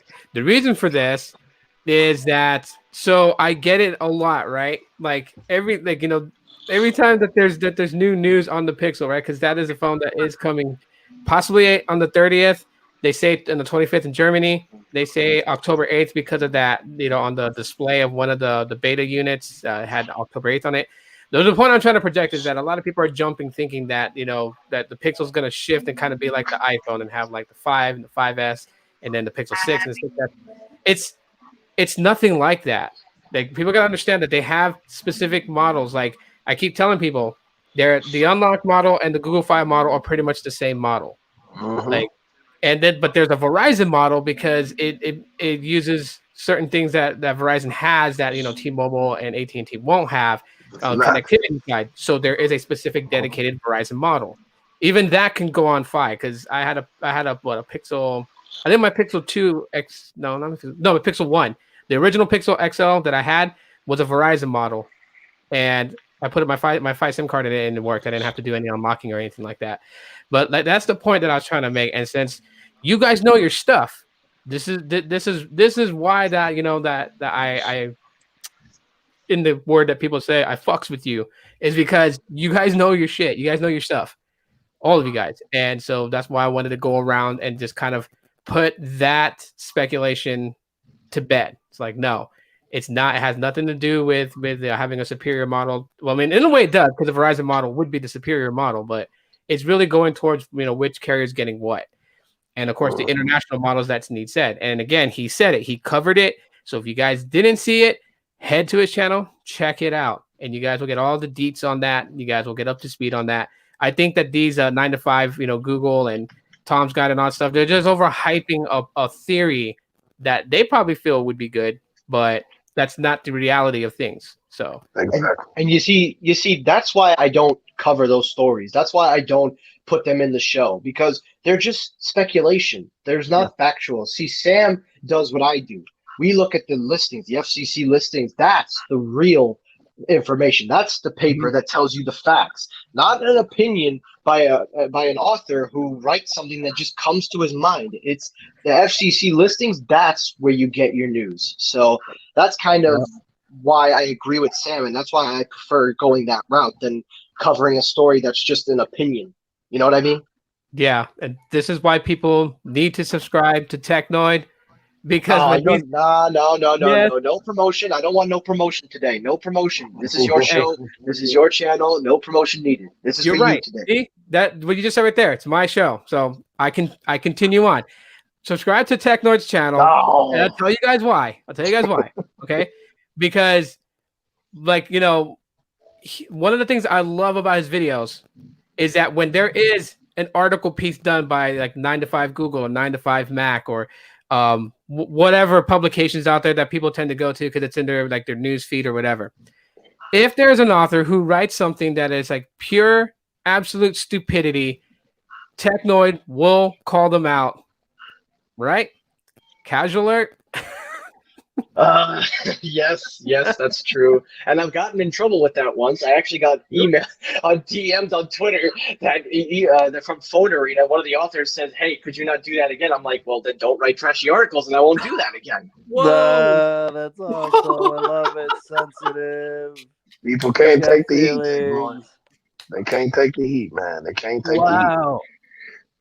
Congratulations, bro. It's okay though. I listen. I'm not attacking them personally. I don't ever do it personal. It's nothing personal. It's just when you write an article, it should be noted that this is an opinion. And it's cool if you want to write an opinion. That's fine. But when I read these articles, it's not only wasting my time because it's not factual news. It's just based off of what you claim is a rumor. And I question these rumors. I say, where did you get this source? You did not mention, hey, I got it from this person. No, you're just saying, oh, well, it's been speculated. Where are you saying it's speculated? I don't see it. You know what I mean? Yeah. Definitely. And that's what I think. And you know what it is, fellas? 99, not 99. Let me take that number away. I want to say probably about, and this number could be off too. I want to say about 80%. 80% of Pixel, every time the Pixel, I've noticed this every year. right before the Pixel comes out. There's a large amount of numbers of speculation rather than actual just paying attention to the facts. And I've seen this since 2017. And it's like since the Pixel 2 XL, it's like what we hear and what we find out versus what we are either already waiting for or what we already can just know from facts seems to outweigh that. It's like speculation. It's like, last year was terrible. I mean, last year before the 4 XL came out, there was so much speculation. There was so much, oh, the phone is going to look like this, it's going to have this. And it's not just Pixel. I can't just say Pixel only once, but it's like, to me, it seems like people are more ready to speculate. It's almost like people just can't wait to just get. It's like they got their speculation goggles on. One night, I was like, oh yeah. So I heard the Pixel 4 and Pixel 5 is gonna come out with 5 different models, and you gotta. It's like a Willy Wonka thing, you gotta go and get like it's just crazy. Every year, it's just crazy. I'll say this, Ray, and you know what? You're absolutely right. It's been going on for a long time. And, I used to bash YouTubers. I used to actually bash YouTubers. But then I look at it and I'm like, you know what? They don't deserve the heat. It's the people they're getting this from. And then when I look in their videos, they're using those articles. So they're getting influenced to make these videos and put their own spin. So that's when I turned around and said, I can't bash these people. They're being fooled. So that's why I started the casual alert. Not to interrupt or hurt somebody's feelings, but just to say it. Don't be fooled by this crap. Because it's like nowadays, the world is all based off of speculation. We all speculate so many different things nowadays. It's crazy. Actually, I see it as Technoid says. It's not really about them reporting it. It's whoever's going to read what they're writing and say, oh, this is fact. Then that person must be a casual. You know what I'm saying? Exactly. And Technoid, Michael, you got a subscriber. Thank you, Kathy. Thank you, Kathy. I appreciate that. Kathy, you're going to love his shows, especially his unique intros that he does from time to time to make it fun. Yeah. Should I announce what my next one is? Zordon. Yeah. My next one is actually a special request from somebody's special daughter, and I'm doing it for the daughter. And I don't know who the daughter is, but of course we all know who I'm talking about. Of course, the man is sitting in this chat with a daughter. Well, a couple of you are. It's Sam's daughter. I'm doing Sesame Street for Yasmin. Yes. But don't expect any flashy strobes of bubbles being blown and Elmo and Big Bird. You're just gonna see me dress up and stuff. You ain't getting that. What about Jose and Maria, bro? What about them? Yeah. What about I'll use for Maria or Jose.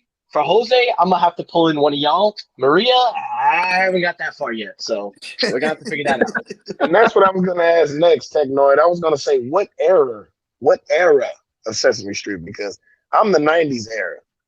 So you know what? I was gonna go the 90s or the 80s. You see, I was gonna do 90s and 80s mix, but then I looked at my viewership and a lot of them are a little younger, so I'm gonna do 90s to the 2000s, because the 2010s, 2020 is just no, we're not doing. But Yasmin watches that, so I kind of feel like I have to do it in that time frame for her, because that's what she watches. She'll understand it. So I gotta kind of collaborate on this a little more. I'm working out the details. So you'll see it probably by next month. Next month in October.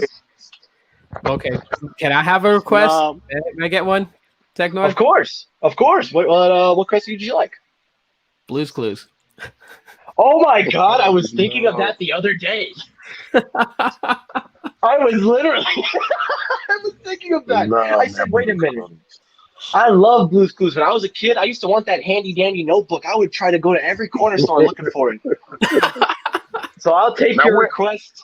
Now, what era of Blue's Clues, Technoid? Because I grew up. We're doing the original Blue's Clues. Steve. With Steve, yeah. Yes. We ain't doing Joe or that other guy. We're doing Steve. Who the hell is Joe?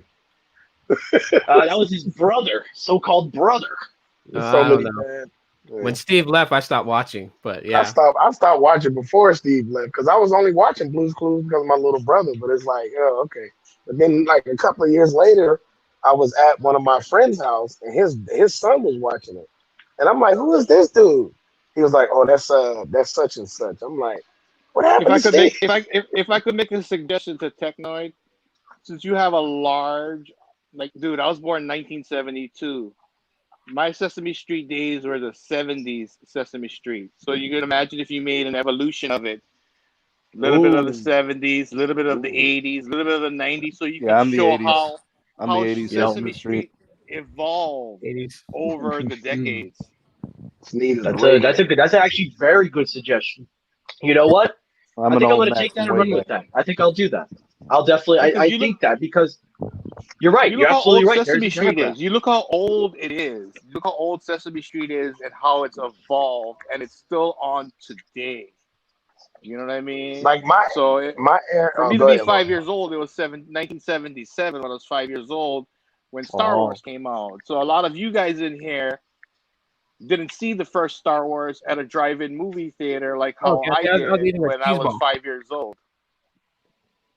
I'm sorry, I was just answering Kathy's thing. Go no, ahead. I completely get where you're going, and you know what? You raise a fair point. You know the evolution of the show because I grew up watching it in the 2000s, and obviously I missed out when it was beginning. Obviously, I wasn't born then, but you know to see such a legendary show come from the 70s and is still around and alive. That's kind of similar to a show I watched that I'm also thinking of recreating. Doctor Who. I don't know if any of you watch Doctor Who. Yeah. It started in 1963, and the Hey, show is still going on. Technoid, sorry for cutting you off, but it's been really eating at me since that last live show. Dude, I gotta apologize to you for the thing, how I handled myself. But I guess that at that moment, you just triggered my anxiety so bad that day, and it's like I went off. We both went off. You know what I mean? You went off in a little bit, Yeah. then I went off. But what I gotta tell you is, especially in the comment section when you came back and they said, he's a kid. I don't view you as a kid, dude. You're 20 years old. You have all these responsibilities, and you're still making time to do good content on YouTube. So I don't view you as a kid, dude. And people stop after viewing you as a kid because, yeah, you make funny jokes, and they goes, yeah, that's just him being a kid. No, that's just him being a realistic adult. I don't view Mhm. you as a kid. I don't want people to view you as a kid because I Yeah. view you as a man that because you have all these responsibilities, but you're still making time for YouTube. You're still making time for all your responsibilities, and you're getting it done. So that's Exactly. why I'm gonna view you as a man. That time I treated you as a man, and I apologize because it was my fault too. Because it's just my anxiety just went out the window. No, hey, listen, you know what? I was not mad at you that night. I never was. I understood completely where you were coming from. And I'll admit, I definitely was in the wrong because I was crazy that night. I was just excited. And yes, you were right. You got to watch what you say. And I took what you said. And, you know, my mom and dad always told me, respect your elders. And I respect you because I look at you as a guide, not as somebody just saying something that old people say. You guide, you give advice, and you help make people like me grow and learn. Exactly. So, I don't Because I look at what you said as wrong. I completely agree. You were right. I have to watch what I say. And I apologize if I too got carried away, especially because that night I was really over the edge. So you don't have to apologize. I should be the one apologizing. No, man, I was because the one involved. I don't want you to screw up what you have because it only takes a few people to say, "Hey, he said this. Hey, he said that," and then it spreads like a disease because you Yes. had one moment of that something that you really didn't mean. You know what I mean? And the last thing I'd Mhm. want to see for anybody in this community is to get burnt because you said something out of context that you didn't really mean. But at the same time, dude, you're putting too much work into your channel for people to make a mass exodus because of words. I Yeah. understand, man. I understand. And listen, dude, I know, and I told Tito that night. You know, Tito, you messaged me. You said, "Oh, I want to apologize." Tito, what did I tell you? What did I send you? Yeah, no. I remember what you told me about it, and then you pretty much were just like what you just I said right basically now, you just know? said there's nothing. It's exactly what I just told you, Lauren. It's nothing to be upset. There's no apologies needed. It's okay. And you know what? we're grown men. Like you said, you look at me as a man. I look at you as an elder who deserves respect because you worked your ass off to get respect, so you deserve it. I look at it like this: we're both adults. We're growing. Well, I'm growing, and we both should just be adults. We move on, learn from it, keep going. We don't have to look back at the past and reminisce. But listen, I appreciate that, dude, and I apologize as well for making a mistake. And I promise, and I told you, and I don't have it against you or anything. You're just trying to help out, and I appreciate that. Thank you. I'm gonna speak on this point right from right here. I'll just say one last thing, because Yeah, in my eyes, dude, you have all the right energy, and you're doing all the right things. I don't want you to fail because of verbiage. Thank you. I really means a lot, and I appreciate that. Thank you. Here's the thing though, and so I'm no gladiator. I said the exact same thing on the live stream that JG and Technoid, when they kind of had a fallout, and somehow, some way, like I wasn't pulled into the drama that happened between them, but I was pulled in because it was like a bridge. Hold on one second, baby. So if should anything like that ever happen, like say with Technoid, then I would be the one to try to mediate that and kill that before it gets any bigger.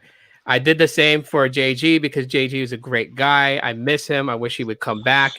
And you know, it was great to be able to be in the middle between those two and just kind of like watch them solve their differences on the live in front of, you know, their viewers, and put that drama to rest. Because to me, this is YouTube, and like I know what you mean, Lawrence. When you say certain things, you know, it will travel. People will go onto another live stream and post it there, and you know, just kind of spread it like a virus, like a cancer. Like I know that, and that's the sad state of YouTube. It really shouldn't be that. It shouldn't, you know, people should stop the run tell that, you know, thing, because you're not scoring brownie points with YouTubers when you run to them and tell them what so and so said. You're not scoring brownie points. You're not getting a cut of their, you know, their AdSense or anything like that.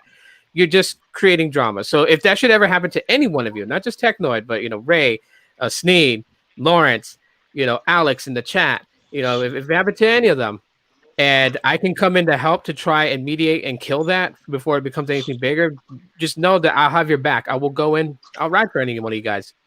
So it will never get to that point, in my opinion. And if the other person couldn't drop it, like say if Viper heard something and came here and started stuff with Technoid and got all mad with him, and he couldn't, you know, come to a point and just kill the whole drama, then that's on him. Man, please, I'll dog the crap out of Viper. He ain't gonna make it 2 seconds in this world, bro. Please, I'll dog that fool. I'll get him out of here with the quickness, bro. He's a good guy. I don't, and look at it this way, guys. Whenever I talk about people, I never go personal, because look at it. The way I look at it is this: if somebody said something about me and it was, you know, if it's not personal, I don't care. But if it gets personal, then you're doing the wrong thing. You should never attack a man's personality. You should never attack a man's person, like, you know, who he is as a man. And I always look at it like this: if you ain't got nothing nice to say, just keep your mouth shut and don't say it. So that's kind of where I'm at. If I ain't got nothing nice to say, I'm just not going to say it. That's really where I'm at with in terms of talking about people, and that goes for everyday life as well. So that's just me now. Very true. Yeah. And just to bring something up that I know this has nothing to do with you guys talking about, but just to show you how crazy the era that I grew up in, I just realized that there was an episode of Sesame Street where Quentin Tarantino was on there. Oh. So that goes to show you how bad my era, I keep saying error, but it's like, it sounds like error, but it's error. My era of TV was when I was growing up. Like, I'll never forget Rogers. Did you guys watch did that movie come out about Mr. Rogers? Yeah, I watched it. I loved it. Was it good? Yeah, it was good. It was pretty good. I was afraid to watch it because I didn't want to portray him a different way. Respectful representation of Mr. Rogers. Okay. So I can say that. I can honestly say that. I'm gonna watch it then, because I was always afraid. A movie that I haven't watched yet, and I'm actually staring at it right now, and I really think if y'all got the time to watch it out, it's a movie called Capone, and it's about Al Capone. I saw that. Yeah, it's about Al Capone's last days before he passed, and it's actually Tom Hardy is Al Capone, and it's actually one of Tom Hardy's because everybody has their own passion movies that they want to do. A lot of directors, a lot of actors, a lot of writers. So I want to actually watch this like probably later on today. But if y'all get the Yeah, it's a time, cool out movie. check out the trailer for it. It's a Pretty great good. movie, you know something, and I'll even go a step further. I kind of wish I was born in the '90s because this band group, this rap group, NWA, I saw Straight Outta Compton, and honestly, the stuff that happened in that decade is still going on now in our today's society. Maybe a little different, but that movie kind of hits you, not just with the members, but what they had to go through, and it kind of makes you realize that not much has changed. If you watch that movie and you listen to what's going on and stuff, it feels. And I'm not trying to get political. I'm not trying to do that. But I'm just saying, if you want a biopic that has heart and soul, that really doesn't show, oh, they're doing stupid things, but actually shows the human side to people when they use their art and music to make a message and stuff. Give Straight Outta Compton to watch. And O'Shea Jackson Jr., I feel like, I swear on everything, guys, I feel like I'm in the time zone because he looked just like his dad when he was in the '90s. It's crazy. Yeah. Yeah. Was me and Sneed might be a little bit older than me, but me and Sneed, I grew up listening to a lot of music from back in the 80s. I mean, not even that, Tito, I'm sorry. Me, Tito, and Sneed, we all in the same, like, we grew up listening to a lot of like hip hop back in the day. And it's like when you look at the hip hop now, you think about like me. I don't know how you guys are, but I'm the type of person I'm very nostalgic. If I hear a song from back in the day, I can remember the time, the day, what I had in my hand, what clothes I had on. So it's like I could go Yeah. back and I could think about so much stuff. How about this? So I How about this, go bro? ahead, Certain go ahead, songs Sneak. make me think about certain cars. Yeah, Hmm. I'm like You that too. know, seriously, man. Like you remember like where you were at a certain time and place, like Ray is saying. But I remember certain vehicles I was in when I heard those songs. Mm-hmm. Like rolling in my brother's car, The or funny being thing in my about friend's car. you guys talking about all this music is I was in high school when Straight Outta Compton came out. I was like all into heavy metal, but that was the one rap cassette. Yes, it was cassettes, not CDs. Yes, I still got sir. a few. I remember cassettes and Yes, Walkman. I had Straight Outta Compton when it first came out in the late '80s. Man. Look, Man, just when Straight Outta Compton came out, man, I wanted to go. I wanted to just overthrow the government, bro. look. Man, I I will warn remember you guys. If I I can remember find the photo, if I can find the Yeah, sure. photo, I'll try to find it. So, back in the day, I'll admit it, I was a major fan of Bone Thugs and Harmony me Yeah. too. to the point that in 7th grade, because my hair was like down to my shoulders, I used to get it braided like Busy Bone and go to school. And I even found those stuff to put on the ends that had the skulls, the metal skulls. Yeah. Dang. Bro, if I can Yeah. find that photo, I'll embarrass myself. I will put it on here because I was a huge fan. I bought every cassette tape, every CD, and yeah, even to the point where my dad actually thought that I was worshiping the devil because on the album track they got the Ouija song, and Yeah. so But yeah. see, go ahead, go ahead. I'm sorry, I didn't Go mean to ahead. cut you off, Tito. No, go No, ahead, I bro. was gonna say, Tito, you remember, okay, so Tito, you probably were a couple years older than me. See, I'm when I was a kid, when I was you 37, right? Or 38? 38. You 38? I turned 38 last month on the 18th. I thought you said you 30, my bad. But see, you got a couple of years on it. But see, when I was a little bit younger, back in like I want to say like the mid 2000s, not even the mid 2000s. I want to say like early 2002, 2003, there was this guy, and everybody know who this guy is. But everybody used to sit there and talk so bad about this guy that rap. And I'm sitting up there I'm sitting there telling him, I'm like, why do y'all keep saying this? Why do y'all think this man is a devil worshiper? He's not a devil worshiper. It's just his Marilyn style. Manson. It's no, not even Marilyn Manson. I'm gonna tell you who it is. But I was saying it's his style, it's the way he raps, it's how he looks. He likes that because he's a fan of movies. And I knew he was a fan of movies because of his style and how he looked. And he liked horror movies, and I know he liked like vampire type movies. And people couldn't understand that. And it's like they was playing him a lot when I was in high school, even though his career has been around for many years.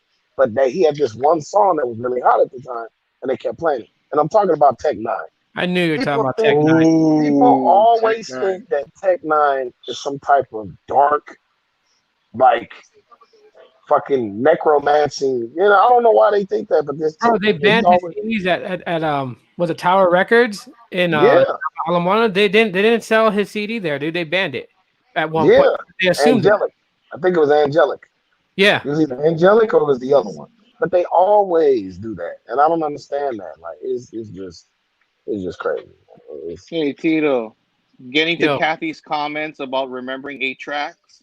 Yeah. I was seen that. damn, back bro. in the day. I would go literally to the record store, and a 45 Morning, single was beautiful. I love 99. you. A 45 single was 99 cents. So in order to listen to any of my music in my dad's car, we had to go. I had a record player that I put the records on. I'd stick the 8-track tape in and record from vinyl to 8-track, just so I could listen to my music in my dad's car. Mm. Mm. Talk about I remember the old, first time right? I remember the first time I seen an 8-track player. I was at my I was staying with my uncle, and he had an 8-track player in his garage. And I was like, "What is that?" And I was like, it's not tape." He was like, "No, that's an 8-track." And he had so many, like, he as many Blu-rays that I got on my wall as how many 8-tracks that he had. Like, he had so many. He probably had at least 250 8-tracks. It was crazy. I will never forget that. Bro, talking about nostalgic moments. You guys remember back in the day when the whole beef went off between East Coast, West Coast, and like throughout my school, that I had Yes. classmates that was throwing up East Side. I had classmates that was throwing up West Side. I'm like, What what are y'all doing? Like, I rock with Biggie like all day, and Man, then people were like, I was 8 years old. I was 8 years old when that happened. I'll never bro. forget it. I remember people in my school used to fight over that. I'm like, we're in Hawaii. What the hell are you guys fighting about? East Side, West Side. Like, come on, man. No, you gotta think about it. Man. When you're in Hawaii, east side is Waianae all the way to Kapolei. You know what I mean? Yeah, but they No, weren't. west side. That's They weren't west side. West directed. side. Sorry, but that Waianae, Kapolei, west side. East side is Kaneohe, Windward side.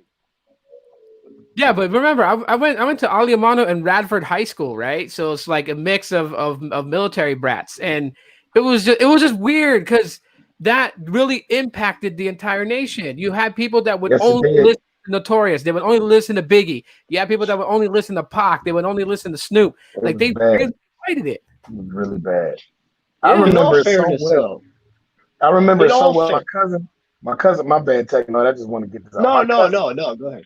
my cousin, I never forget it. My cousin got mad at me. He was like, "Why are you playing that?" I said, "Because this is pop. Man, don't play that, man. Put Biggie on." I'm like, "What?" Like, I will never forget that. But go ahead, Technoid. Go ahead. No, I remember, even though I missed out in the 90s or early 2000s, like I watched recordings my uncle used to have back when they had parties and stuff in the nights. Like, there were points in the East Coast, West Coast whole phase. I remember at one point I was watching in the videotape. Now, obviously, I wasn't alive then, but I remember watching this video of my uncle and his best friend. They were listening to Tupac and Biggie, and it was like their diss on each other.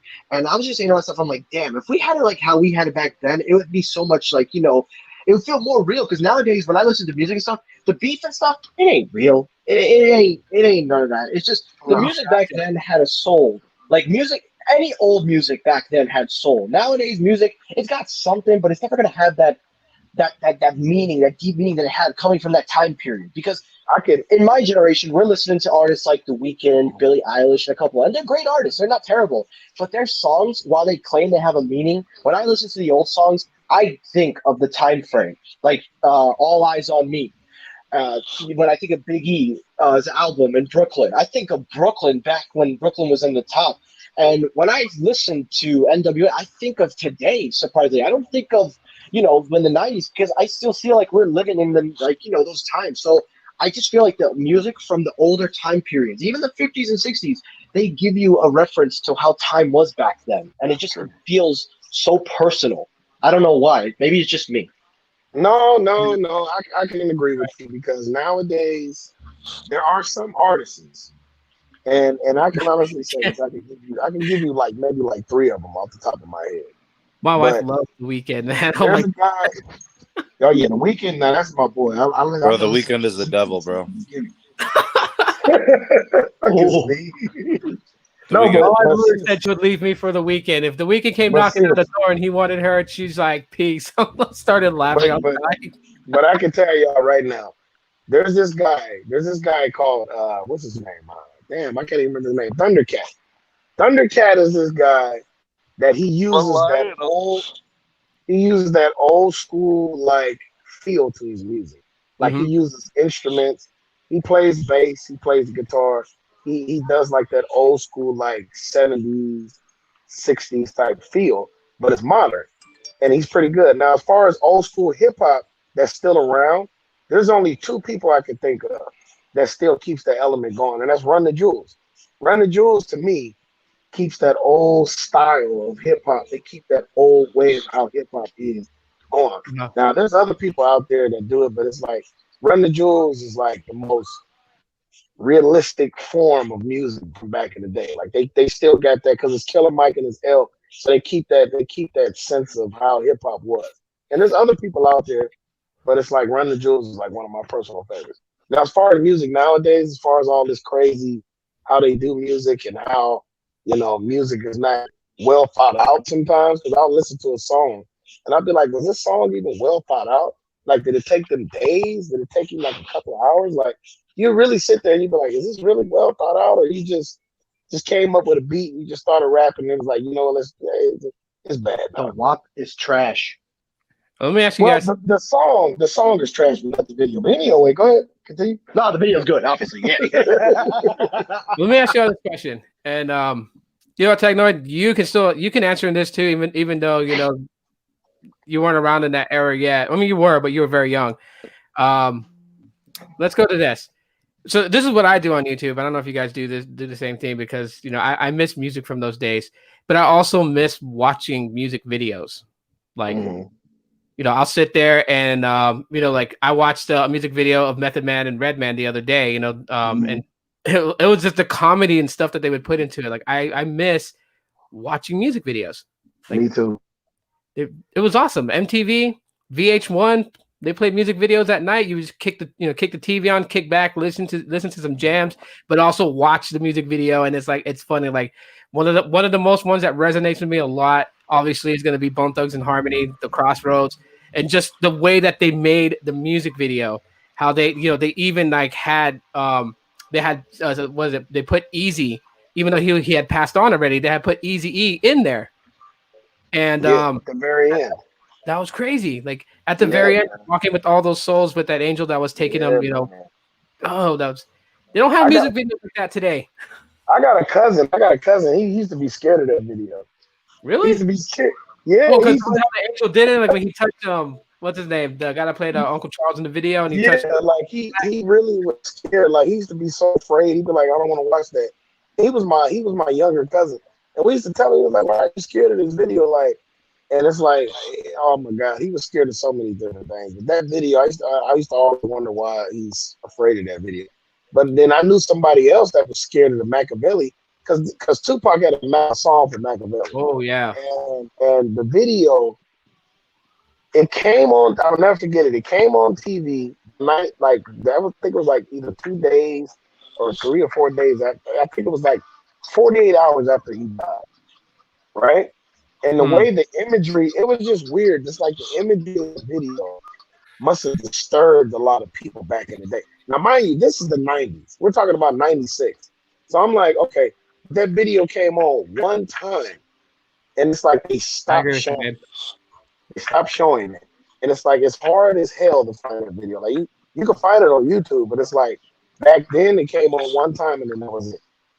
And it's like that was one of the videos that really kind of like got to me as a kid, because I was like, why? Like the way you gotta watch it. Like if you ever get time, I don't know if you remember it, but you gotta watch it. That Machiavelli. I hate my internet. What about you, Sneed? Sneed is on mute. He's on mute. No. He probably stepped away from the desk. But Techno, because I know you like to, research things and look at things. Do you ever like dabble and watch like all the past music videos from like the 80s, 90s and hip hop music and the music you put out? Well, to be fair, I grew up in the 2000s, 2010s, and MTV was still a thing. So MTV was still playing some good stuff. But nowadays, when I watch music videos, I don't know. I don't really feel invested to watch. Not because they're boring, not because they're bad, just because I don't really necessarily, like I There's hear the more. song on the There's radio, so more. like, what's the video gonna do now? But I remember there was a point when I would watch a music video every time, like when YouTube was starting, 2005, 2006, when there were Mhm. music videos on YouTube in the early days, I was on top of that. And the music videos I used to watch was Linkin Park. Ooh, When they were back in the day, like In Oh the End, When man. It's Done, yeah, Breaking the Habits. Then when you get to like 2009, 2010, the Black Eyed Peas with Fergie was Good Yep. Night. yeah, LMFAO. So they were a lot of fun music because they were fun. But yeah. then when you start getting into 2013, I think that's when it kind of took the nosedive down. Mhm. Gangnam Style came out. That was fun, but I think that was the last fun music I video love that because video. My I wife love that hates nobody video. that song understood. because my son plays it. My son plays that song so much. Well, look I at it love this that way: video. nobody understands what he's saying outside of people from Korea. So Americans, we just get dumb, so we just look up the video and just like, okay, that's what he's saying.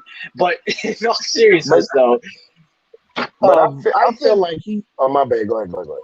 no, I'm about to finish. No worries. I'm not gonna talk over. But I think that the reason why I stopped watching music videos and I kind of miss it because the old music videos were like a timepiece. They were a very good timepiece. You know what I mean? Like it represents the decade in which music and when it came out.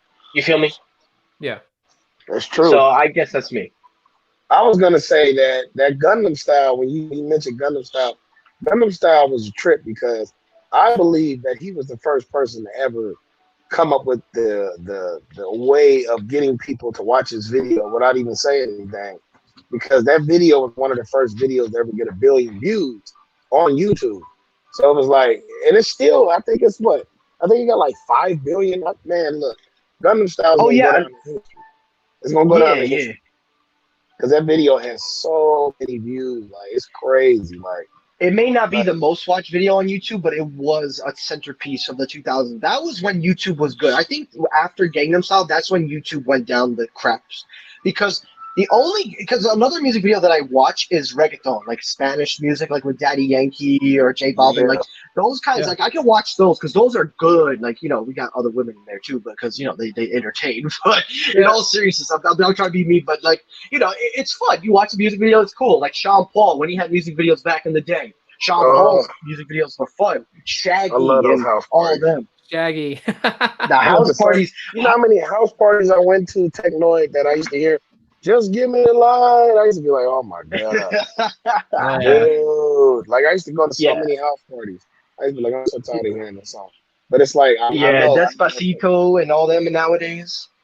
like I used to go Mhm. to house parties in the mid 2000s, like 2000, like what late 2000s. I'm sorry, like 2010, 2011. And then I used to go and I used to be like, dude, like, and that's when I knew I was getting older because I used to be like, I'm tired of being at house parties. Like, it's not even worth it no more, you know?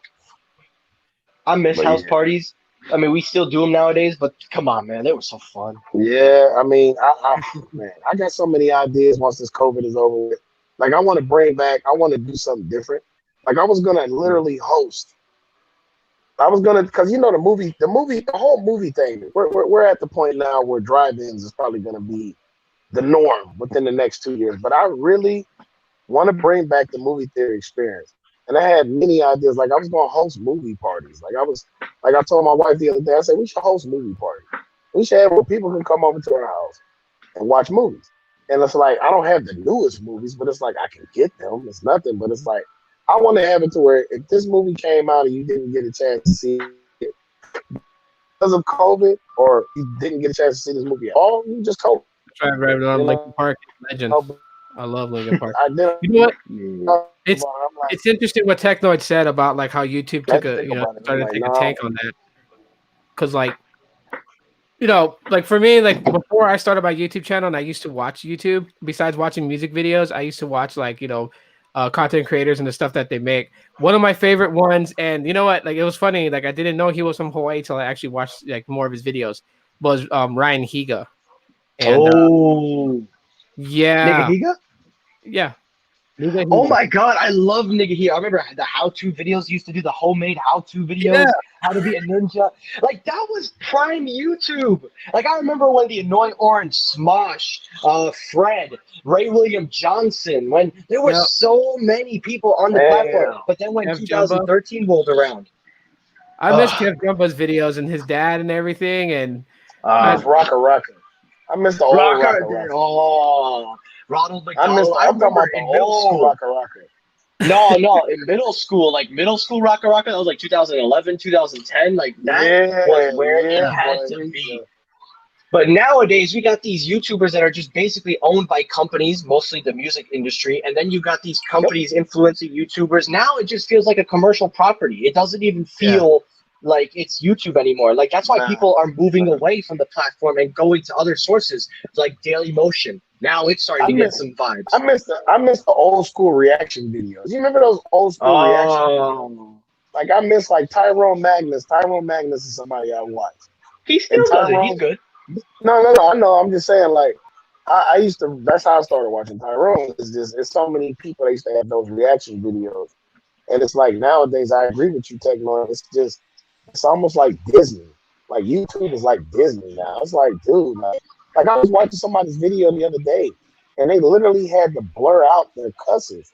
And I'm like, what is this? Like, what happened? Like, what is going on? Like, what are we? This is why Storyfire is a much better option, but they won't let anybody on. You're just anybody. It depends. But like, look at the tech world. If we could just link it to tech real quick. Back in 2010, 2011, there were like so many weirder tech channels that we don't even talk about anymore. And some of them weren't even tech. There were a lot. And I remember early days, like back before Unbox Therapy became, 10 mil and all that, before he became popular, he was just a guy doing regular unboxing. That was so cool. As he got bigger, as he started growing, his fan base, everything grew, and he was still great. It wasn't until I think the turning point for him was when he finally reached the 15 million sub point. That's when I think it started to turn, because he started moving away from being a consumer creator to more of a company creator, because all his videos are, again, they're top-notch, high-quality, great videos, but they feel like they're made for the company. Because Samsung's even promoting his videos on their shop websites. And MKBHD, even though he says he's not he's not company oriented, all his videos have affiliated links, and they all say are sponsored or given to me by this company. For Christ's sakes, Mercedes-Benz asked him to do a car review. So the humanity part of YouTubers is going away, and in come these big corporations trying to cash in on these guys because they know they get it. And listen, they make the money. I'm not going to argue that, but it sucks when a video you watch it nowadays, and even though you'll get some enjoyment out of it, it won't feel as original and unique as the old videos did. No. Two things I want to speak on. First, Gene, video killed the radio star. The only time I listen to that song is if I'm playing GTA Vice City and I'm in a car shooting.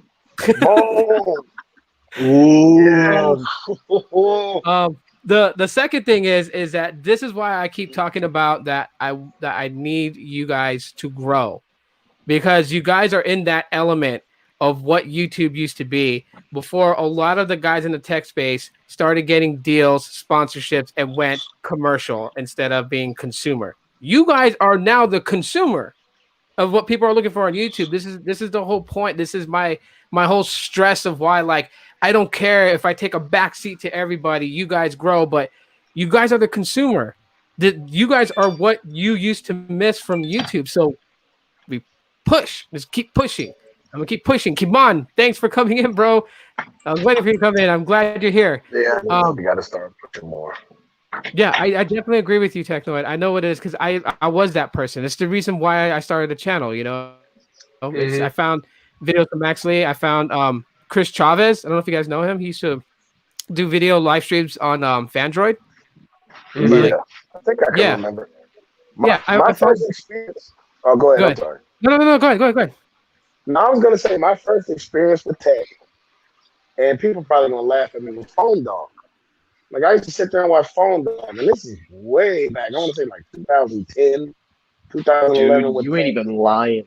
That was legit my first exposure too.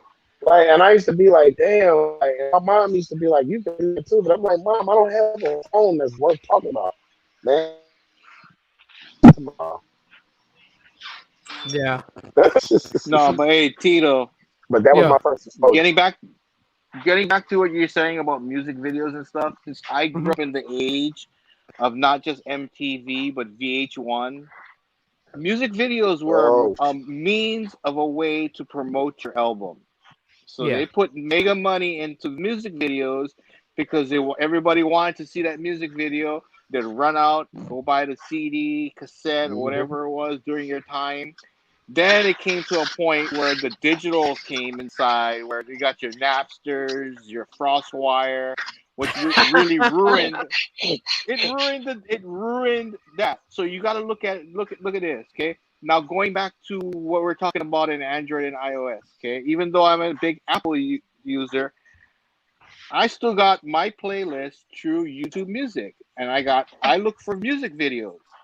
Me So I got too. them all categorized. I got all my Linkin Park. I got all my old classics. I got all that organized. So I can go from one phone to another. I just as soon as I see a music video I miss, I'll save it.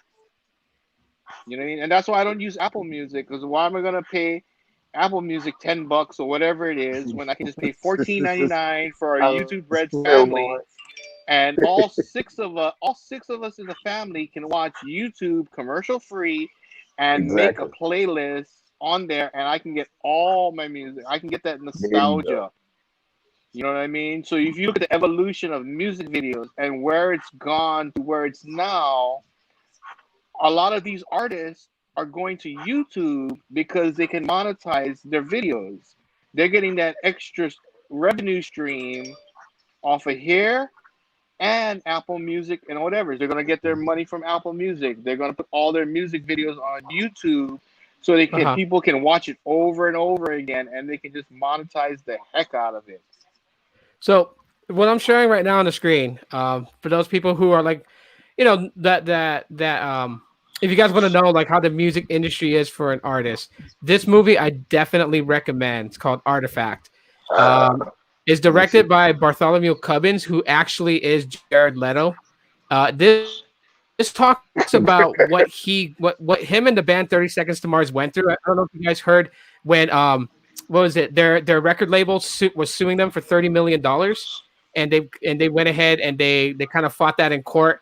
But you have a lot of people in the music industry just start unraveling certain things about the music industry and like how the Mhm. digital world has pretty much crippled the music industry to its knees from what it Mhm. used to be. This is a great documentary movie. I definitely would say, if you have time and you want to know what it's all about, check it out. It's called Artifact. Really, And really he good. is not only a good artist, but he's also a good actor. And I get tired of people Yeah, giving. I get tired of people talking bad about him because you got a lot of yeah. people that they only talk bad about him because he was the Joker. But it's like Thank you, The Joker is a character. The Joker is not Bruh. him. So stop I talking about it. Go I ahead. like Go this ahead. Pete. character from Requiem of a Dream and what was the one with Nicolas Cage? Um, Lord of Lord Wars, of I think it's called. Lord of War. Yeah. One of hey, my listen. favorite movies, Lord of War. Hey, look at here. I love me some Jared Leto, not as a singer, but also as an actor. He won an Academy Award for crying out loud. That's how good he was. And Mhm. when he played Joker, everybody bashed him. Not because he was terrible, not because he was bad, but because he just wasn't Heath Ledger. Now, granted, he did a lot of weird stuff on set to try to get into character. Now, Exactly. I get it. I get maybe he took it a little overboard. Maybe his character wasn't the best. But I made a video last year that I'm actually going to put back on public.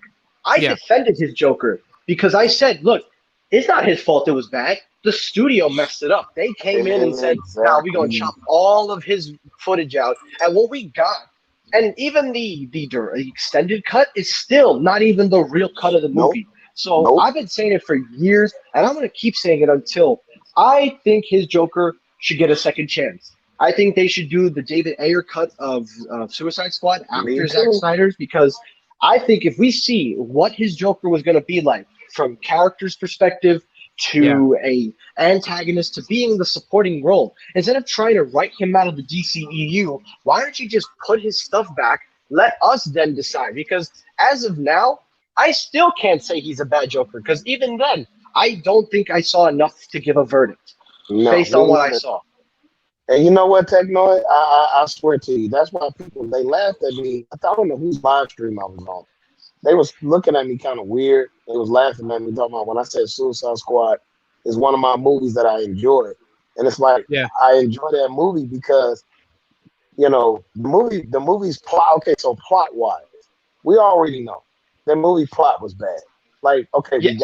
we got everybody together, and then once we get everybody together, out of everybody in this group, one person turned, and then one person was able to start a massive, attack on the city, and garbage in the sky. We could say that all day, but like you said, his Joker was not fully fleshed out. It was not fully realized.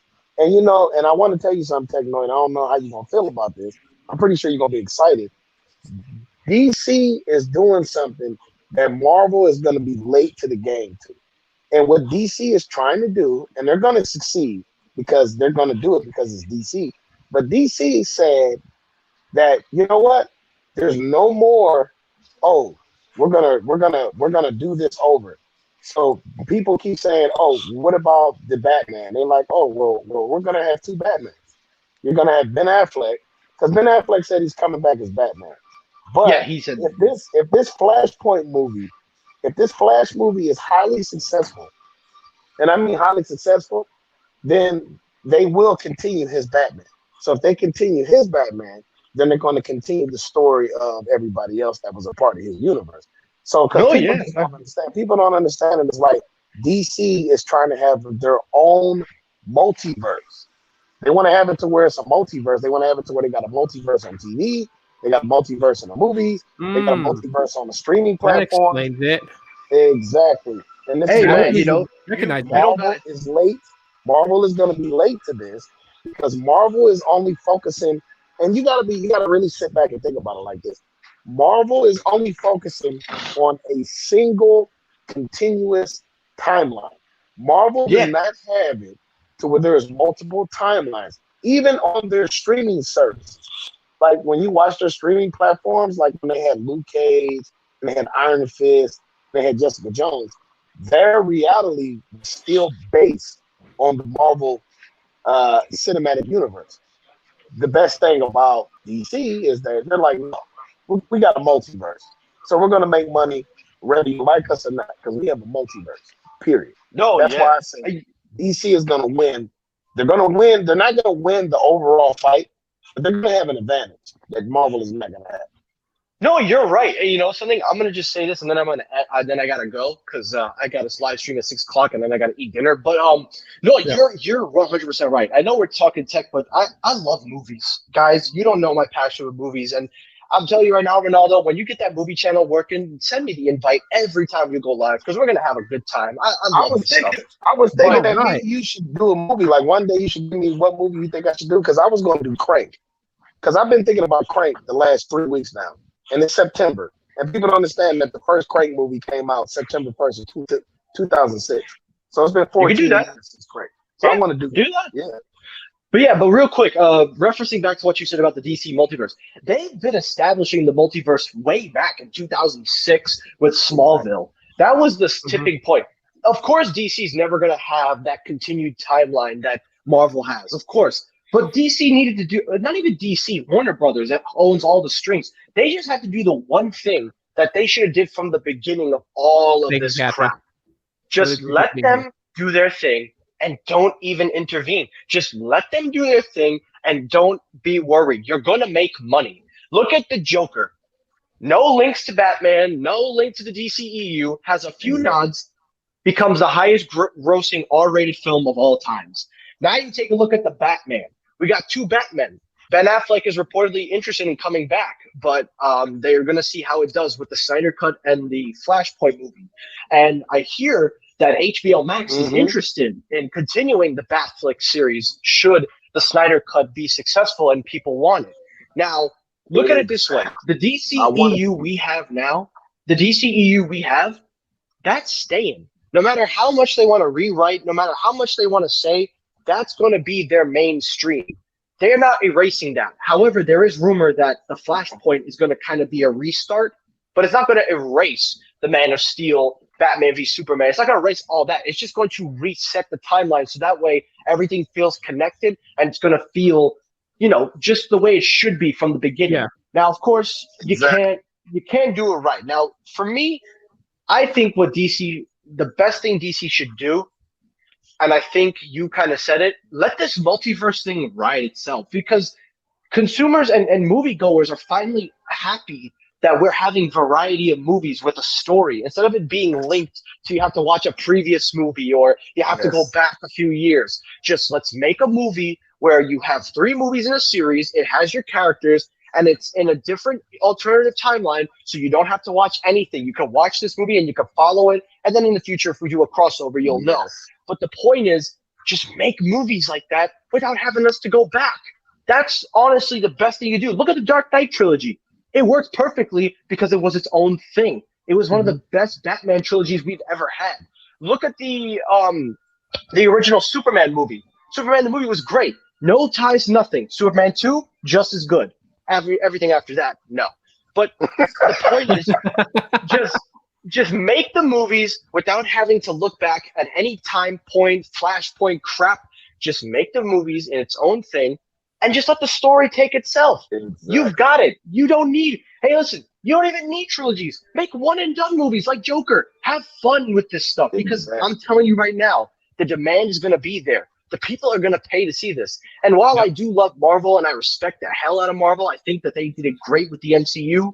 DC right now is coming back, but they're coming back in a big, big way. Man. Definitely. But hey guys, so we're gonna start closing it out here because we've been on here for like 2 hours, 25 minutes. I'm gonna let you guys get in the last word. Just rep your channel, please, so that way people can come. My mod squad inside here, please drop links if you guys can to help out. So we can get people going. I'm gonna start with Technoid. Go ahead, man, and get your final word in. All right. Well, guys, thank you for letting me come on live. I really appreciate you guys letting me come and talk and especially go off on the rails, especially with superhero movies and stuff. But guys, yes, tonight I am going live again. I will be going live at 6 o'clock with the Majestic Goat, if he's still here. I'll be going live with him. We're going to be doing a subscriber special. I do it every Sunday or every once a month. It is a segment I call Outside the Cage, as I'm a huge MMA fan. And we're going to be predicting UFC 246 and next week's Fight Night card. So definitely come on by at 6 o'clock if you want to have some fun, if you watch MMA. And again, it's not part of the tech community thing, but it's just a special only for my subscribers if they watch MMA and anything else. But like Tito said in the beginning, my channel is all tech, no BS, and basically just having fun with it. So if you want to check it out, definitely consider hitting that subscribe button and turn on the notifications so you don't miss when I upload. Yeah, hit the subscribe button. It's a definite must. Lawrence, go ahead. Lawrence. Ray, go ahead. Well, I want to say that, of course, you know me as Renaldo DeLeon, but like everybody keeps telling me, I need to get to my movie channel. My movie channel is Understanding, and basically it is approached as like an unboxing at first, but then as soon as the movie is unboxed, that's when the review. So basically, I will unbox a Blu-ray or 4K movie, and then as soon as that movie is unboxed, immediately go to the movie. So it said it's Understanding Films. Of course, this channel is Renaldo DeLeon. But if you're a fan of tech, we're on. If you're a fan of movies, Understanding Films. Check it out. All right, Sneed. I'm the SMT. I'm Sneed Mobile Tech. And my channel, Sneed Mobile Tech, is all about wireless technology, specifically wireless networking. All the new advances, all the new innovations that are going on in wireless networking. So the major carriers like Verizon, T-Mobile, AT&T, all the things going on with 5G and LTE, as well as some other stuff. Occasionally cord cutting comes up. We also cover smartphone hardware. So when there's new devices and things that come to market, we just try to inform the consumer. That's our goal, is to get people in the know on all things going on in wireless. Cool. Sorry Lawrence. about that. No worries, man. Well, it's Chanel 808 Life. Yes, I'm crazy. I named my channel after my dog. She was my inspiration to keep on moving. I want to give you a part of Hawaii that most people can't get. You know what I mean? And I want to thank, Sneed, Tito, especially Carlos, because at 6 months ago, I was only at 16 subscribers. Now I'm at 94. So, yeah, if it wasn't for them three, I probably wouldn't have gained the 80 subscribers I've gained in the past 6 months. So I really appreciate all the help you guys given me. That's awesome, Lawrence. Congratulations Oh, on the man. gains, man. Congratulations, Lawrence. Help. I'm always a help. Congrats, To help Lawrence. anyone I can. Oh, thank you. All right. So I do want to give a special thanks to all these gentlemen here that, took time out of the day to jump on and just, bounce off and flow with me. And we went all over the place. We started with pixels. We moved into like movies. We moved into games. We moved everywhere. And this is the dynamic that I like. And so please, please, please, you know what? Even those who watch the replay, you're crazy enough to watch it all the way to this point, or you skip to the end of this and see what happened here. This is what happened. I have 4 awesome content creators here that are working with me right now on this live. And I appreciate all of you guys for being here. There's a lot of love coming from me to you guys. And I just wish nothing but success for you guys' channel. And definitely going to watch the live stream tonight, Technoid, and just get your insight and Sneed's insight on MMA. I love your guys' dynamic when you guys talk MMA. You guys talk about the stats, the fights. It's great. It's a great breakdown, really. So to everyone in the chat, thanks for holding it down. Kathy and everybody else. I didn't name everybody. I'm sorry. But to all you guys, Red Rum, all you guys being inside here, I really appreciate you guys coming through. And I'll see you guys tomorrow. And as always, aloha. Peace. All right, aloha. Peace. Peace.